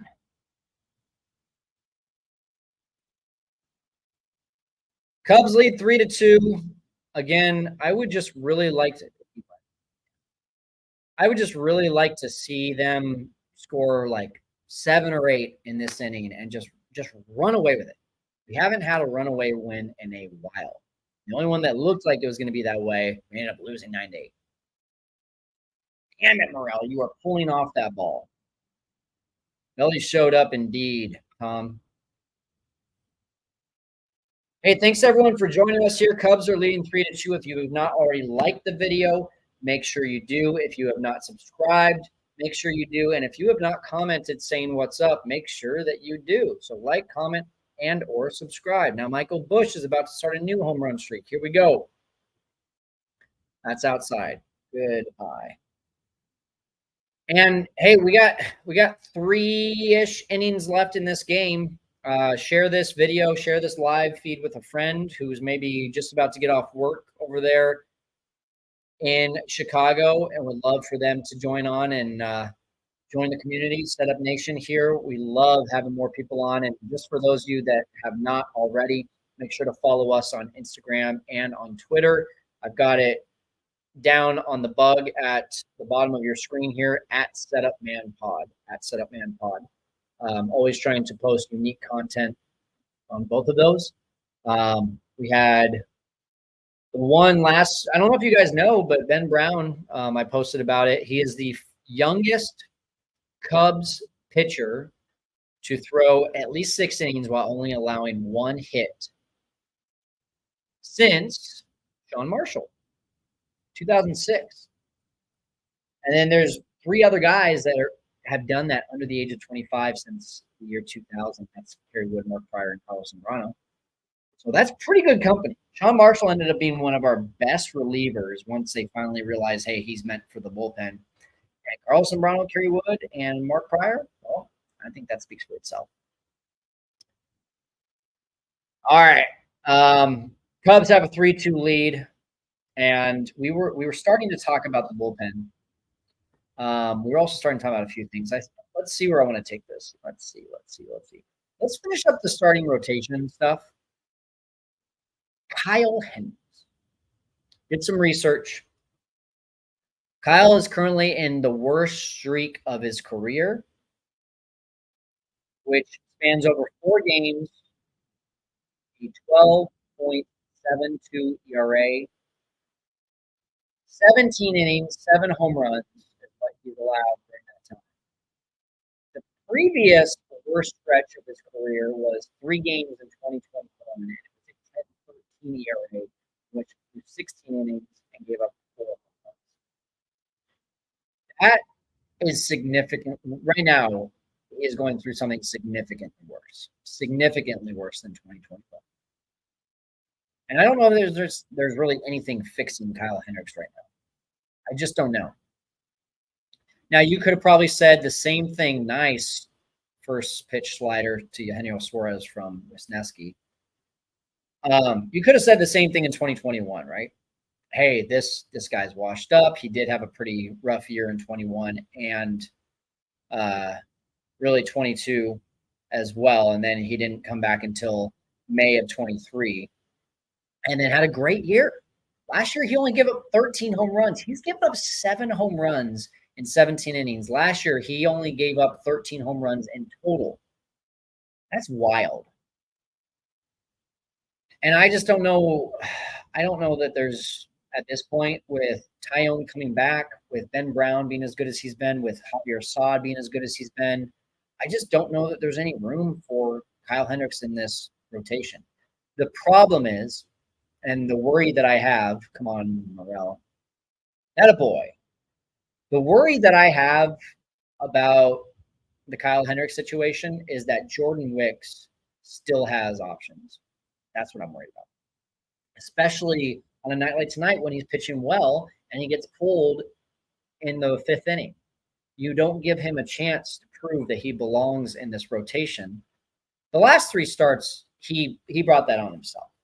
He was at high pitch counts. He should have been taken out. Arguably not in the Dodgers game. I would have liked to see him at least face one more batter. I think it was Muncy. No, it was Teoscar Hernandez. But you're not giving Wicks a shot. And because of options, it's going to be the easy move to option Wicks. and try to work through the Kyle Hendricks thing. But I think that's irresponsible. I think it's irresponsible. I think Kyle Hendricks would probably agree. That's the kind of guy he is because he owns up to stuff. I think Kyle Hendricks would agree that it's irresponsible for him right now to go back out there. Man, he's not calling that inside slider. What's up, Jacob? Yo, yo. I say Michael Busch is going to be great for a while, but never better than Anthony Rizzo. I mean, guys, if we keep on comparing everyone to Anthony Rizzo, Chris Bryant, Javier Baez, we're going to be disappointed. Those were special guys for 3 to 4 special years. Rizzo for the entire career as a Cub. You know, the Derek Lees, the Anthony Rizzos, on first base. Oh, good. If we're just talking about first base, right? The Mark Braces, those are tough. Those are tough to compare people to. Now, do I want Michael Busch to be better than Frank Schwindel? You're dang right. All right, Jock Peterson coming in, getting in at bat. Here was Hayden Wesneski's problem last year: lefties. The power of lefty. Shota Imanaga is great. Last night was a horrible loss. We came back and ended up losing. Let's get the series win today. Yes.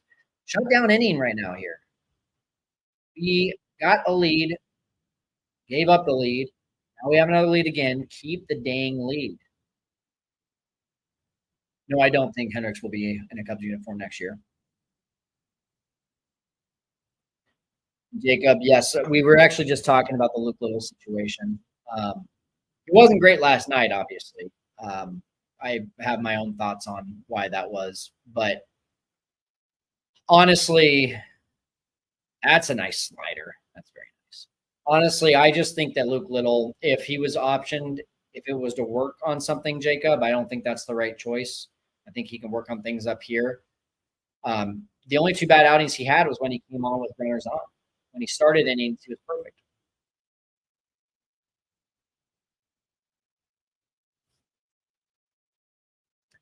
So Wisniewski just stepped off because he was about to run out of time on the pitch clock. And Jacob says, thank you. Yes. Yes, yes. All right. Big situation here. Strikeout, Jock Peterson. Let's go. 97. I like it. This is out. Now backdoor that slider, or do you go high and in with either a cutter or fastball? Wisniewski looked like he had worked on a changeup during spring. He struck out Mervis a couple times in live batting practice on changeups. Nice. Woo-hoo! Sometimes luck is better than skill. Michael Busch snags the liner. Jock Peterson sits down. Cubs still lead by 1. Brad, I'm not going to even pretend to know how to pronounce your last name. We need the good Tyone when he comes back. He needs to go at least 6. He's not going to go 6 tomorrow. If you guys don't know, Tyone is on Cubs.com as the starter tomorrow. He's not going 6 tomorrow. He might go 4, maybe 5. Nice backdoor slider to Tucker Barnhart, who surprisingly scorched a double in his last at bat against Wicks. Aside from Marte, that's really like the only hard hit ball.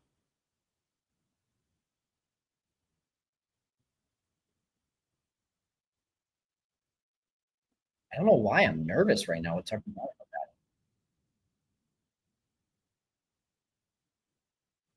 Yeah, Matthew, and that's what I'm saying. I do think, as Matthew just said, I think Little is back at the club before the end of April. I do think that was a move of just needing fresh arms.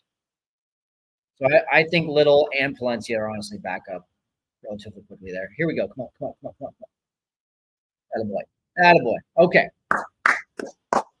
Shutdown inning. Let's go. Nice job, Hayden Wesneski, huh? Looking good. Looking good. I really like that. All right.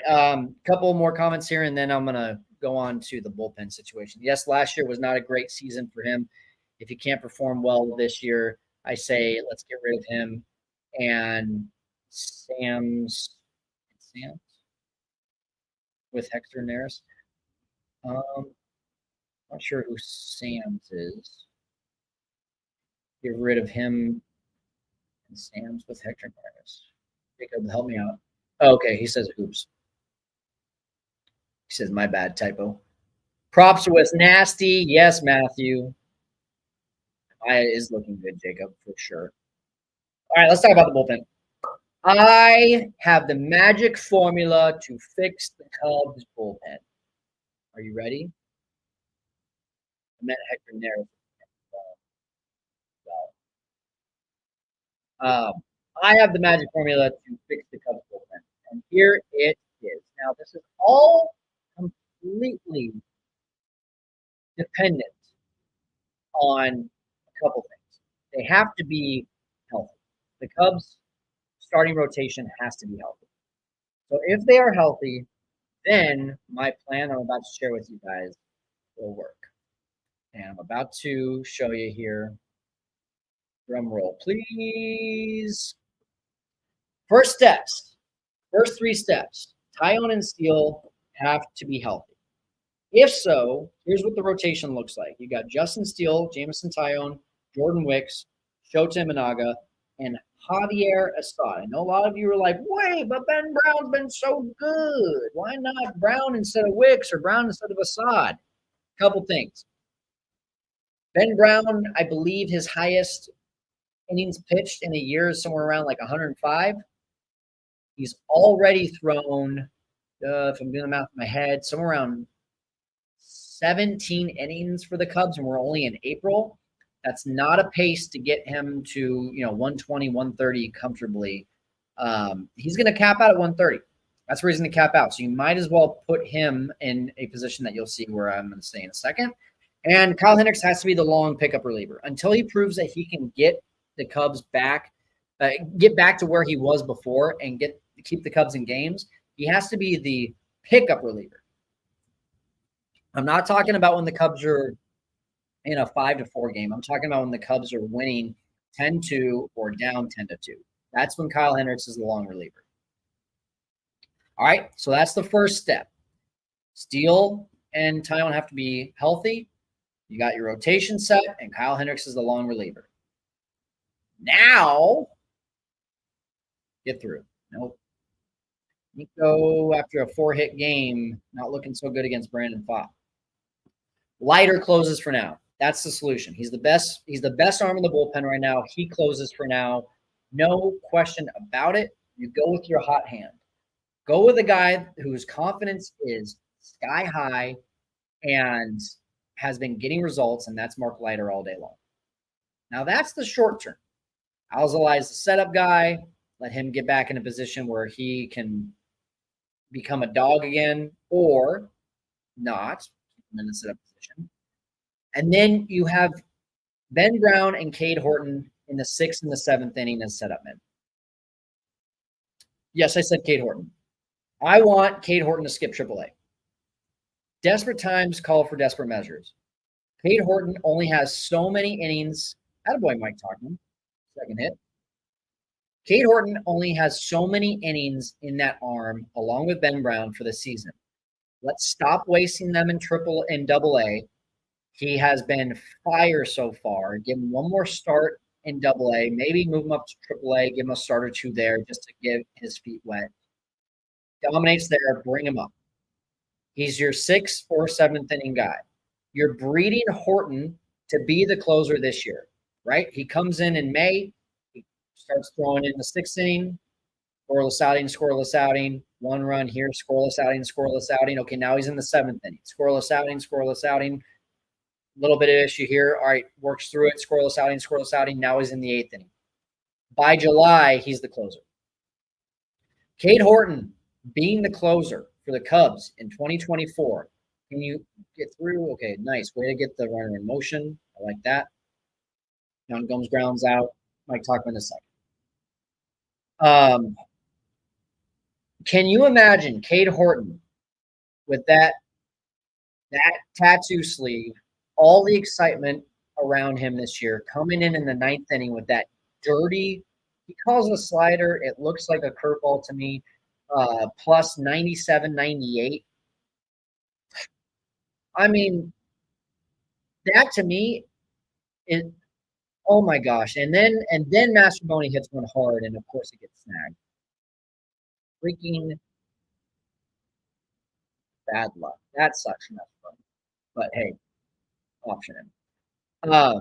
Can you imagine that? Cade Horton coming in with the sleeve, the intimidating look, the high 90s fastball, the dirty hook, and closing out ball games and getting all the hype around him as a closer in year one. And then in the offseason, you get yourself a top tier closer and groom Horton into the rotation.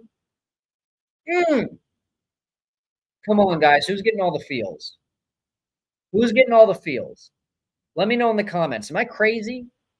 Am I absolutely crazy? Am I wasting Ben Brown and Cade Horton? Should they be in the rotation?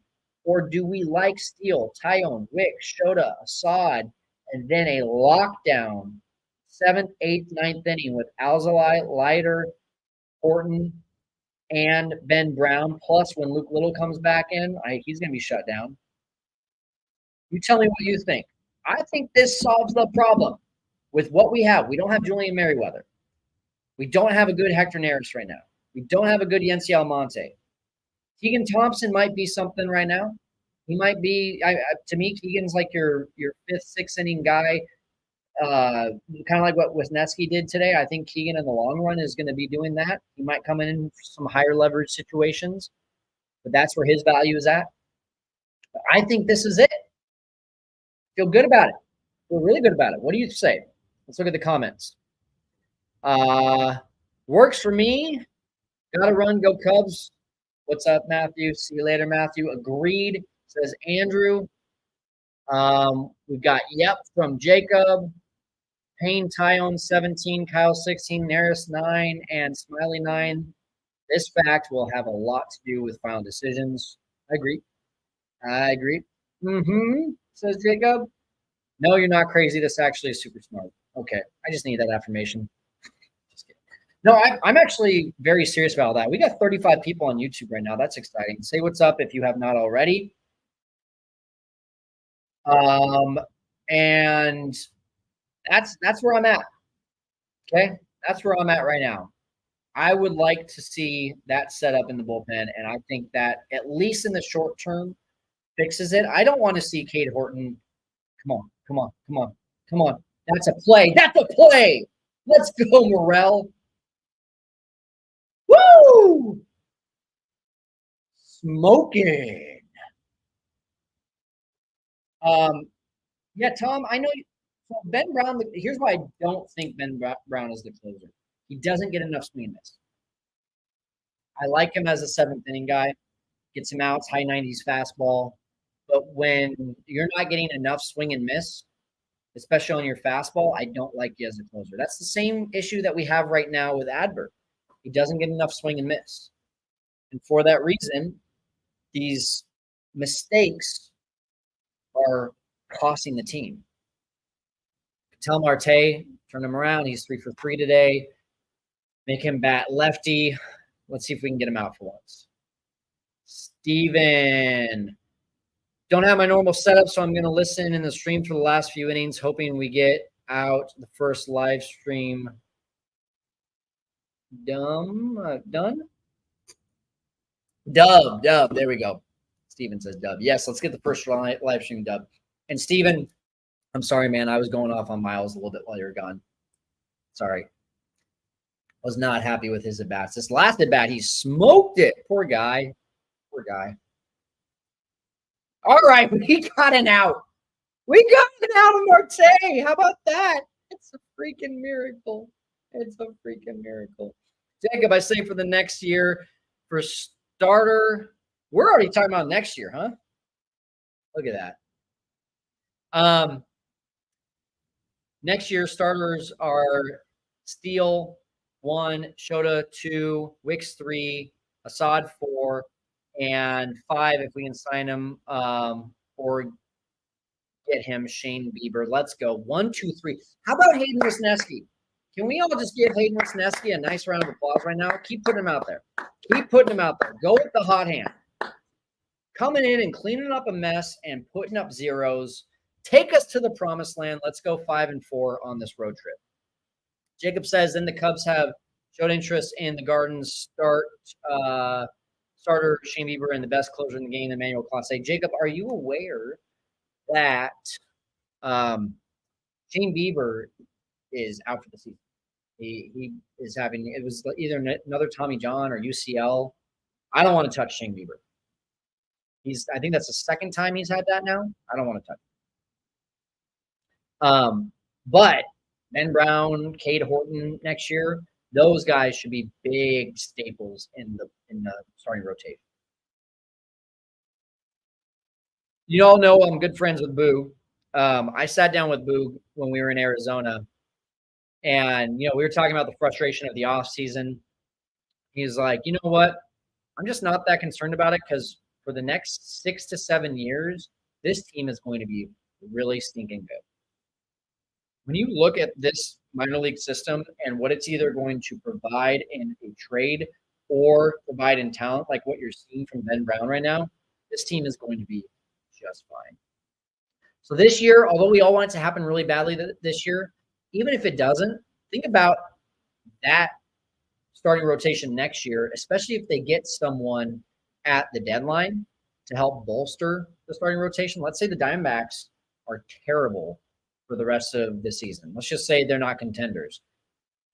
Look at all of the starters that they have that you can go after. The Mariners, all the starters they can go after. If they get some guys with control, plus you put Ben Brown and Cade Horton in that rotation. I mean, this is one of the most formidable rotations in the league if it lines up that way, and if Ben Brown and Cade Horton do what we think they're going to do. Stephen Dunn, What's Nasty and Keegan Thompson are back. Is this heaven? I think it is. I'm right there with you, brother. That or it's backwards world. Oh, that's an arm from a second baseman. Ketel Marte, that is an arm. Yeah, it feels like backwards world right now. Your two most reliable bullpen arms besides Mark Leiter Jr. are Wisniewski,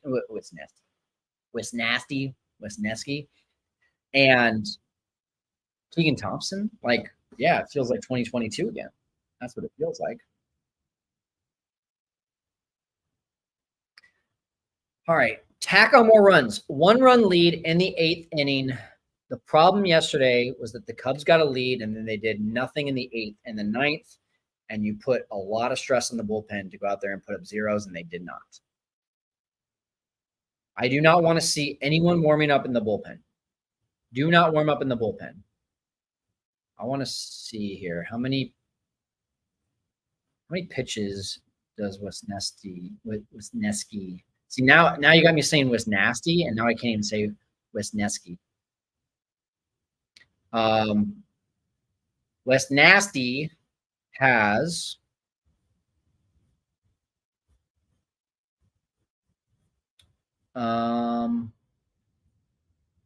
31 pitches. Send him out again.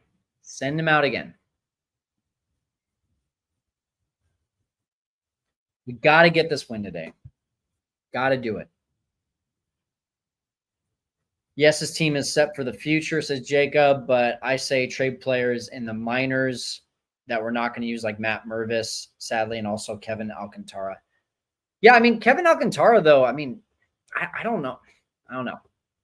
I'm not ready to start trading away outfielders, even though we have a plethora of it. Yes, I use the word plethora. You got Alcantara, you got Casey, you got PCA, still got Brendan Davis. Oh, that was hung. Safe. Yeah, I was going to say he was being too casual about that. Infield single. Dansby has now got his second hit of the day. Still not hitting the ball very hard, though. Matt Mervis, yes, because you got Cody Bellinger and you've got Michael Busch. And technically, Garrett Cooper goes there too. But let's assume, so Suzuki's going to be around for a while. Hap, you've got the contract, but doesn't mean it's not tradable. You may or may not re-sign Cody Bellinger. So let's just say Suzuki is the only stable right now. PCA, Canario, Casey, Alcantara.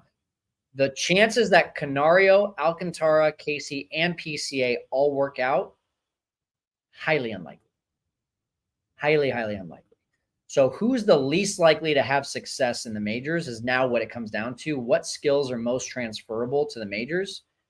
I think Alcantara's is the most transferable of all of them. My personal opinion.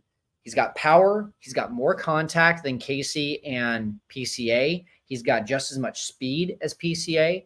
He's got a great glove from what I understand. I haven't seen enough of him. And the only thing I don't know about him is his plate discipline. I don't know if it's good. My guess is it's probably not. So if you can work on that, that's great. But to me, all of his skills, a boy Dansby with the stolen base. Here we go. If all of his skills if we're looking at just from a skill standpoint, those to me are the most transferable. Right now, PCA, swing and miss too much. Base stealing ability, but doesn't make good decisions on the base paths. Those are going to hurt until he fixes that, if he fixes that. KC swings and misses way too much, and I don't know enough about him as an outfielder. Oh, come on, drop. Yes. Oh, why'd you stop him? Get down. Yes. That's the insurance you need. 4-2. Oh, and Belly's going to third. Throw it around. Belly's on third without any ripped pants. Congratulations, Cody Bellinger. We could use something crazy. Decibel, are you like, did you just watch that and then say that? Or did you say that before that happened? Because that would be 2 times in a row that you called something. I'm starting to wonder if you're from the future. Great commentary, says Steven. Thanks, Steven. This commentary brought to you by High Noon Passion Fruit. Yeah, it's a Wednesday. Yeah, I'm having drinks, but don't we all deserve it? After last night, I got 4 hours of sleep. So a little bit of my commentary today is also just delirium, whatever that word would be.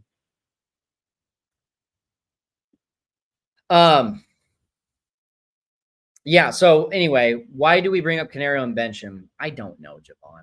I really don't know. It's so goofy. And he hit a double yesterday. Is Morel getting walked? Yeah, Morel just got intentionally walked. So now you've got Bush up against a lefty. Bush had good swings yesterday against the lefty. I liked the approach yesterday from him. So all we need right here is a sac fly, which is like exactly when you say, oh, all we need is a sac fly, and then suddenly hits a 3-run home run, which I would be okay with. They better not put in Colton Brewer. They will not put in Colton Brewer. There's no way. First outing of the year, and there's no way. I would also be in that same boat. That's outside. All right. More insurance. 3-run bomb incoming, says Stephen Dunn. Stephen, you weren't here, but 85 Decibel Monks called the Cody Bellinger home run. So let's make it 2 times this game. Hey, get up the middle. Let's go. That's what we need. 5-2. A little bit of breathing room. Keep it going. Keep the merry-round going. This is great. Let's head for the mountains. Let's go. 5-2. Run away with it, boys. Run away with it. Joe Mantiply. Not doing it right now. Not doing it. Wow. I mean, what a 180. One error, guys. One error turned this game around for the Cubs. They were getting mowed down by Brandon Pfaadt. A little chopper to Eugenio Suarez off the bat of Nico. Speed kills. You could just tell Eugenio was like, I got to get rid of this fast. Boom. Air. Boom. 2 runs. Yeah, the Diamondbacks tied it the next half inning, but the Cubs get it right back on a belly bomb. And now here we are, 5-2. I love Bush, says Stephen Dunn. That's a personal comment. I'm not sure why I read that on air. A single, good as a mountain. Time for a cold Bush. There's so many things you can do with that last name. Really, it's really not fair to him. Man, this is good. This is good. Cubs had a 3-run lead in the 7th inning yesterday. Couldn't hold on to it, but now we got a 3-run lead in the 8th inning. If you throw Hayden Wesneski back out there, I'm just fine with that. They can get a couple more runs. I mean, I don't know. Maybe you start to say, well, he's been sitting for a while, but I feel good about this. I feel good about this. Let's get to this 5-4 trip, guys.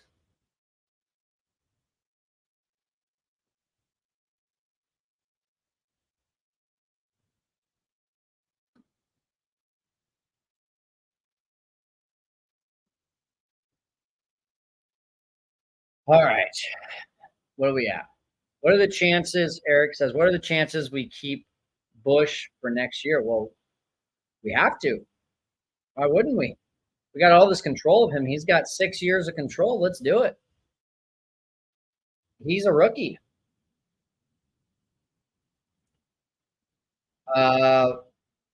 Such a fantastic player that the Cardinals named their stadium after him.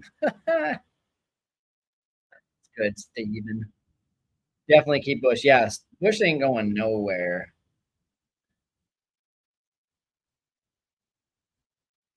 All right, come on, Nico. Put another run up there.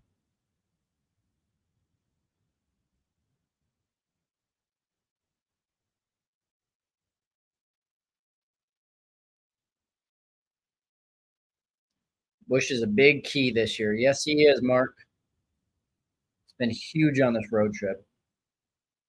All right.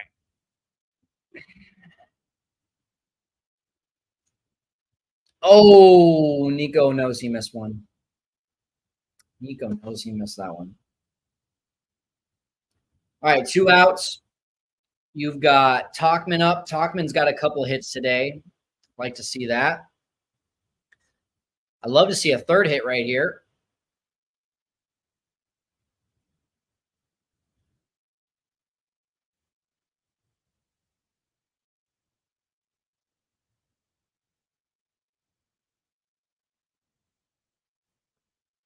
One thing that Marquee doesn't do a good job of, which I don't understand, they don't show the bullpen.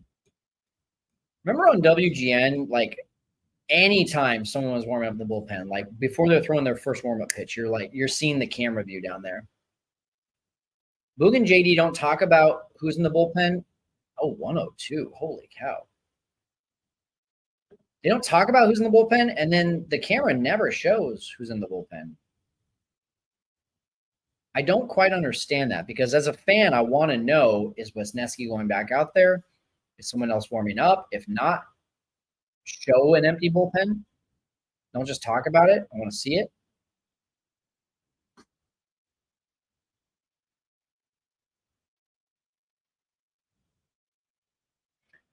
Nominate Bush for the home run derby, says Steven. I don't think that's a bad idea at all.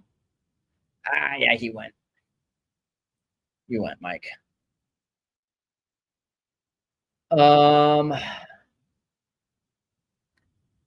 Yeah, but I mean, here we are, Steven. I understand what you're saying, but like, if we're talking about Wrigley, it's you've got a camera in the bullpen. You see it all the time. You see the guys dancing in the bullpen. There's a camera in there, so to me, it doesn't matter if it's down the third base line or in the bullpen.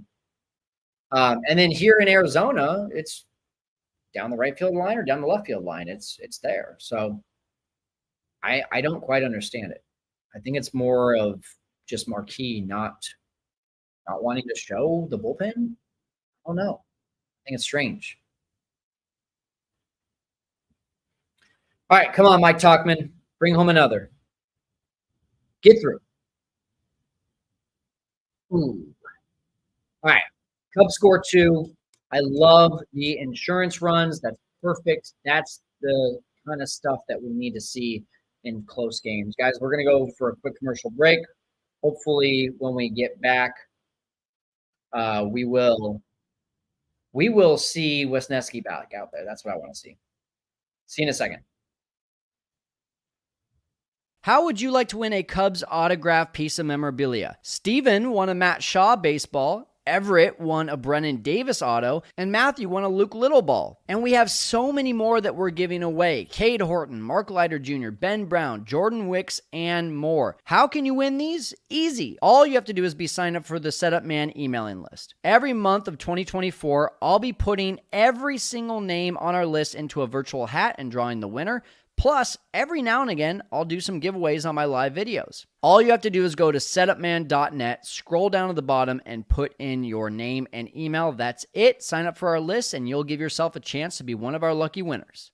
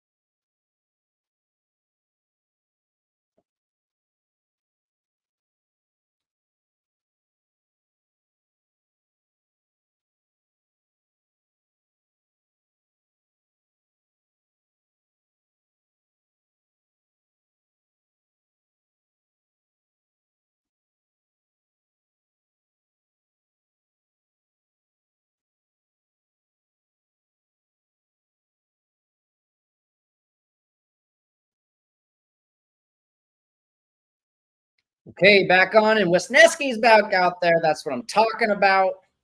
Great job, Craig Counsell. So now this makes more sense to me. The plan obviously was Jordan Wicks to get at least some level of success or some pitch count, and then Wisniewski to come in as a long reliever. My concern was just, what if he wasn't good? What if he was off?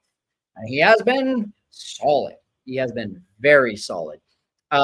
Eric says, correct me if I'm wrong, but I thought Bush is just signed for 1-year contract. Steven says, Eric, we traded for him. He's a rookie. So, yeah, Eric, just you might either be confusing him with Bellinger. Bellinger was a 1-year contract. Come on, Slider. Okay. Slider, just not competitive pitch. But when you're a rookie, the team has control of you for 6 years. And it's either after year 3 or year 4 that you become arbitration eligible, which means that you get a pay raise. Yeah, that's the one. Attaboy. Oh, she looks good. Steven, we're in backwards world. We're back in 2022. Tegan and Wisniewski are sharp. Jimmy says, let's go, boys. Yes. Oh, yeah. Finish this thing off. This is a good getaway day. We're going for live stream win number 1 on our way. We're on our way. Christian Walker gets a hold. Not even really. Off the bat, I thought he'd get that a lot harder. I didn't think it was going out by any means, but I thought he'd get a lot harder. 36 pitches. You just take him to the end here? If he gets this next batter in 3 or 4 pitches, you just take him through the 9th? Let me know. Does Wisniewski take us to the 27th out? Say yes or no. Yes or no. Does Wisniewski finish this game off? Yes or no. Yes or no. Yes or no. Strike! Oh, he's painting too. He is so painting. This is so good.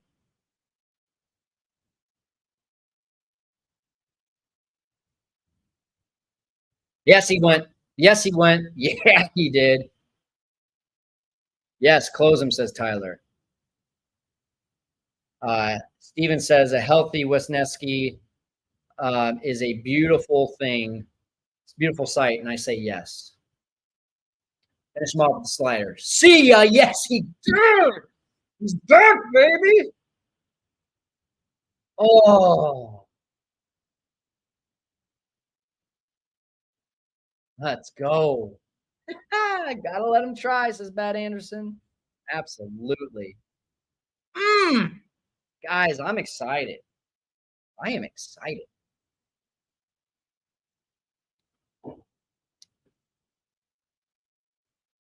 Oh, my baby girl. My baby girl's on her way home. I want to see this. My wife just sent me this. Ooh, she's on her way home right now. Who wants? I'm gonna bring in Madeline for the final 3 outs. She's gonna be our good luck. As soon as she comes through the door, there, I'll bring her in. I know it's you guys may not want to see a baby for the last 3 outs, but I'm sorry, I miss my daughter. She's gonna come sit on my lap for these last 3 outs. And Hayden, we trust. Hey, Decibel Monks, do you have a first name? Oh, she was good luck Sunday. Yes, she was. Yes, she was. Bat Anderson watched my reaction. Oh man, it's good doing a live stream when you're winning and knock on wood, look like you're on your way to a winning road trip.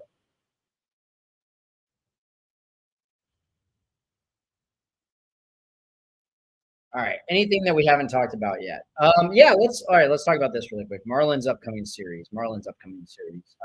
I didn't see anything updated when games started. If it has updated, my apologies. But here is what the probables look like at the moment. The Cubs have announced Tyone. That's all. Anything with a question mark has not been actually announced. It's just my guess. So I'm guessing Tyone, and then the Marlins haven't announced their starter. Luzardo against Shota, Cabrera against maybe Assad, and Weathers against, I'm guessing, Brown. That is my best guess. And Steven says I want a sweep or a 3-1 against the Marlins. Yeah, you know what though? F the Marlins. God, they always put up a tough series for the Cubs. So like, I wouldn't be surprised if we're like, yeah, here comes an easy series, and then we're like, shit. Almost happened last year against the Rockies. Almost happened against the Royals. Right? Those bad teams come in, you play down, and I don't want to see that. I don't want to see that. John Gomes gets an 0-2 cookie, but fouls it straight back. Marlins again. They are now 5-15. Sorry, 4-15. 4-15. They started off 0-9. They've won 4 of their last 10, also known as losing 6 of your last 10. So you want to see them take advantage of that. You definitely want to see them, especially as they've taken care of business against good teams. They won 2 of 3 against the Dodgers. They won 2 of 3 against the Mariners, who have not been so good so far. They swept the Rockies. They are about to, ideally, knock on wood, take 2 of 3 from the Diamondbacks, the defending NL champs, in their own homes, which is always tough. That's always a tough place for the Cubs. And Chai Cubs 557 says they should keep Wisniewski, and he's crushing it right now. I could not agree more. Hey, with Steven watching. Sorry, Steven. Master Bonio for 4. I thought that was a gapper. I did. What about Burrell? Lefty throws 103. I don't know Burrell. I don't know Burrell. Are you talking about a Marlins player? If so, don't know him. Mets beat the Pirates, and the Mariners are up 3-1 on the Reds. Ha-ha, says Steven. Yes. And I see the Cardinals were losing. Brewers beat the Padres 1-0. God dang it. Cardinals are losing to the A's 6-3. That's hilarious. Oh man, did you all see what Ollie Marmol did the other day? What a douche. I mean, that guy already just did not come across as a class act to me. And yes, I'm quoting him when he was talking about C.V. Buckner. But then he does that to the A's security guard. I'm just like, we see you. We see you. Javon says, I only throw heaters. What do you see Luke Little as a starter or the closer? Neither. I see Luke as a setup man, a seven or eighth inning guy eventually. I think he could be a closer. I think he needs to figure out some things. He was immaculate for a long time there, and then he had the one batting outing against the Padres, and then he hasn't been as dominant as he was last year. So I think he still has a few things to figure out, especially with command. This guy throws 102 is all over the place. 2-out walk to Hap. One more insurance run. I'll take it. Let's see. Dansby Swanson having a better day, but it's also been a lucky day. A little looper to right, and then a little bouncer to third base that ended up being an infield hit.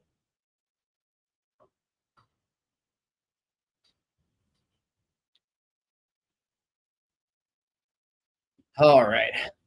My wife just pulled up. Madeline is about to come in. All right, let's see what Dansby can do here. 2 outs. Hap on first after a 2-out walk. Dansby likes heaters. Oh, he hung a slider. Dansby pops it to right field. I'm going to say hi to my wife, and I'm going to have Madeline on my lap likely when we come back from the break. And a Cubs W. Let's do this thing, Drew. Interesting. Okay. Well, asking you shall receive. They showed the bullpen, and I'm not sure I like what was in it. Finish it up, Wisniewski. We don't need Smiley coming in. We'll be right back.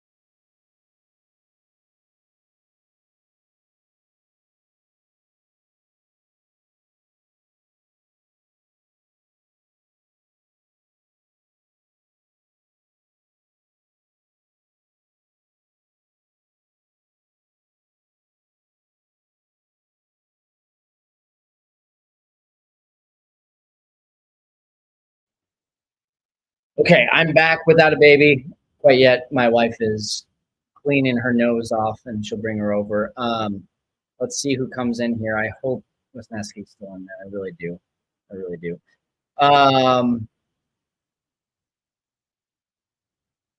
I like this. I just get off work now. I can enjoy a Cubs win. Hello from Placerville, California. Hello, Phil. Hello from Fresno, California. And hello, Hayden Wisniewski, going back out there for the 9th inning to close down this 5-2 lead. He's been sharp. He's been so sharp.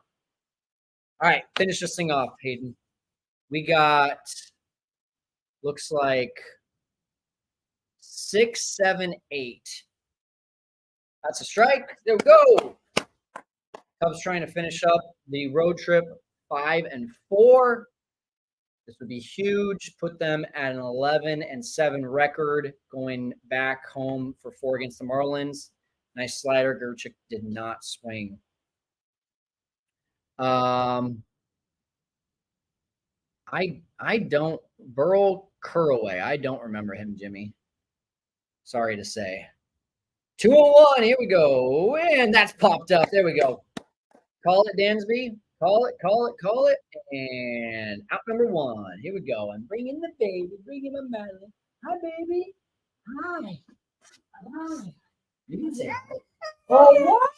Oh, come on. It's just dad. Oh, she doesn't want time with dad. You say hi. Look right here. It's you. It's you. It's you. So say bye-bye, Hayden. Why are they taking Hayden out? Say bye-bye. Say bye-bye. Say bye-bye. Say bye-bye. She just got done with daycare and she's not usually very happy after daycare. Oh, bye-bye. There we go. Bye-bye. I don't know if you guys could hear that, but she said bye-bye. Thank you. I know you want to be with me.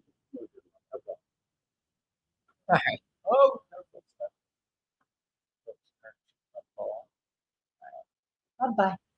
Bye-bye. All right. They're bringing in Smiley. I wish they would have just finished out with Wisniewski, but oh well. I mean, Peterson, for the record, did hit an absolute rocket against Hayden the first time. So I don't disagree with it. I don't disagree. All right. We've got 31 in the live stream right now. So far, likes. How do you take a look at likes? We got 20 likes. If you are in the live stream right now and you have not liked this video, please do me a favor and do that. If you have not subscribed to our channel, please go ahead and do that as well. And if you have not commented, well, you got to do that too. All the things. All the things. Let's see it all. You're watching Cubs and Diamondbacks, April 17th here, game 3. Cubs are trying to finish up a West Coast road trip with a winning record, and they're 2 outs away from doing so. Appreciate y'all being here. This has been a lot of fun. Looking to close out my first win on a live stream. 0-2 going into this game. Marvin says, "What's up, guys? Cubs are looking pretty good. We need to straighten up their clothes and roll." I think that goes to Mark Leiter Jr. All right. Chris Carlson says, "I don't understand why they didn't bring Leiter in if they were going to replace with Wisniewski versus a tough left-handed batter." Well, guys, I know everyone gives Smiley a lot of crap, but he's been really tough on lefties this year. A couple games ago, I checked, lefty was about 083 against him. And then, of course, Corbin Carroll had a go-ahead single, so that probably went up. But he's been tough on lefties. That's a strike. Call it. Don't you want to go home ump? It's 5-2. Call the strikes. Cubs up 5-2. 1 out in the 9th inning. They were down 1-0 for the longest time in this game. They got a break on a Eugenio Suarez error in the 5th inning. Took advantage right away. 2 pitches later, they're leading 2-1. Diamondbacks tied it in the 5th inning after a Tucker Barnhart double. He scored. And then the Cubs took a lead the next inning, answered right away with a Bellinger bomb. Here's the 2-1 to Jock Peterson. Uh-oh. Yeah, it's 5-3. God. He's got to face 3 batters, too.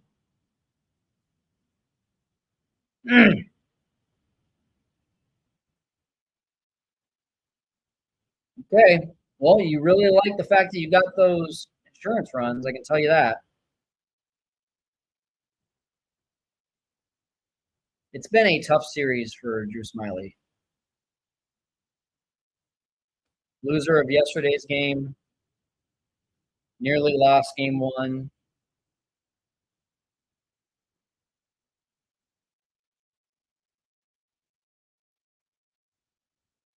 Now it's a tighter game. And Tucker Barnhart, are they going to pinch hit for him?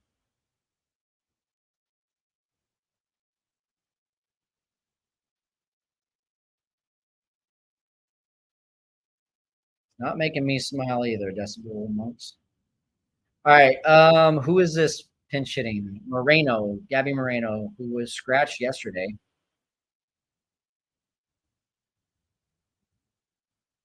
Yeah, hindsight should have left Wisniewski in, Steven. I don't know if you're watching, but Peterson hit an absolute rocket against him the last time, and Wisniewski, you know him and lefties. So I don't disagree with the move. I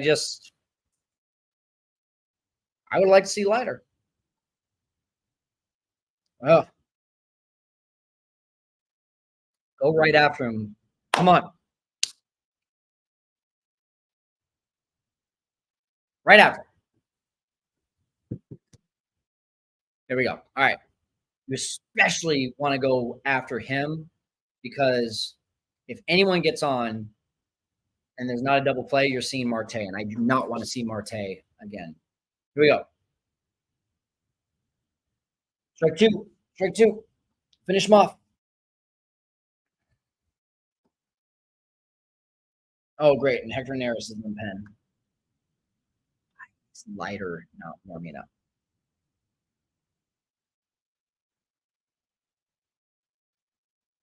Hey, that's an out. Call it.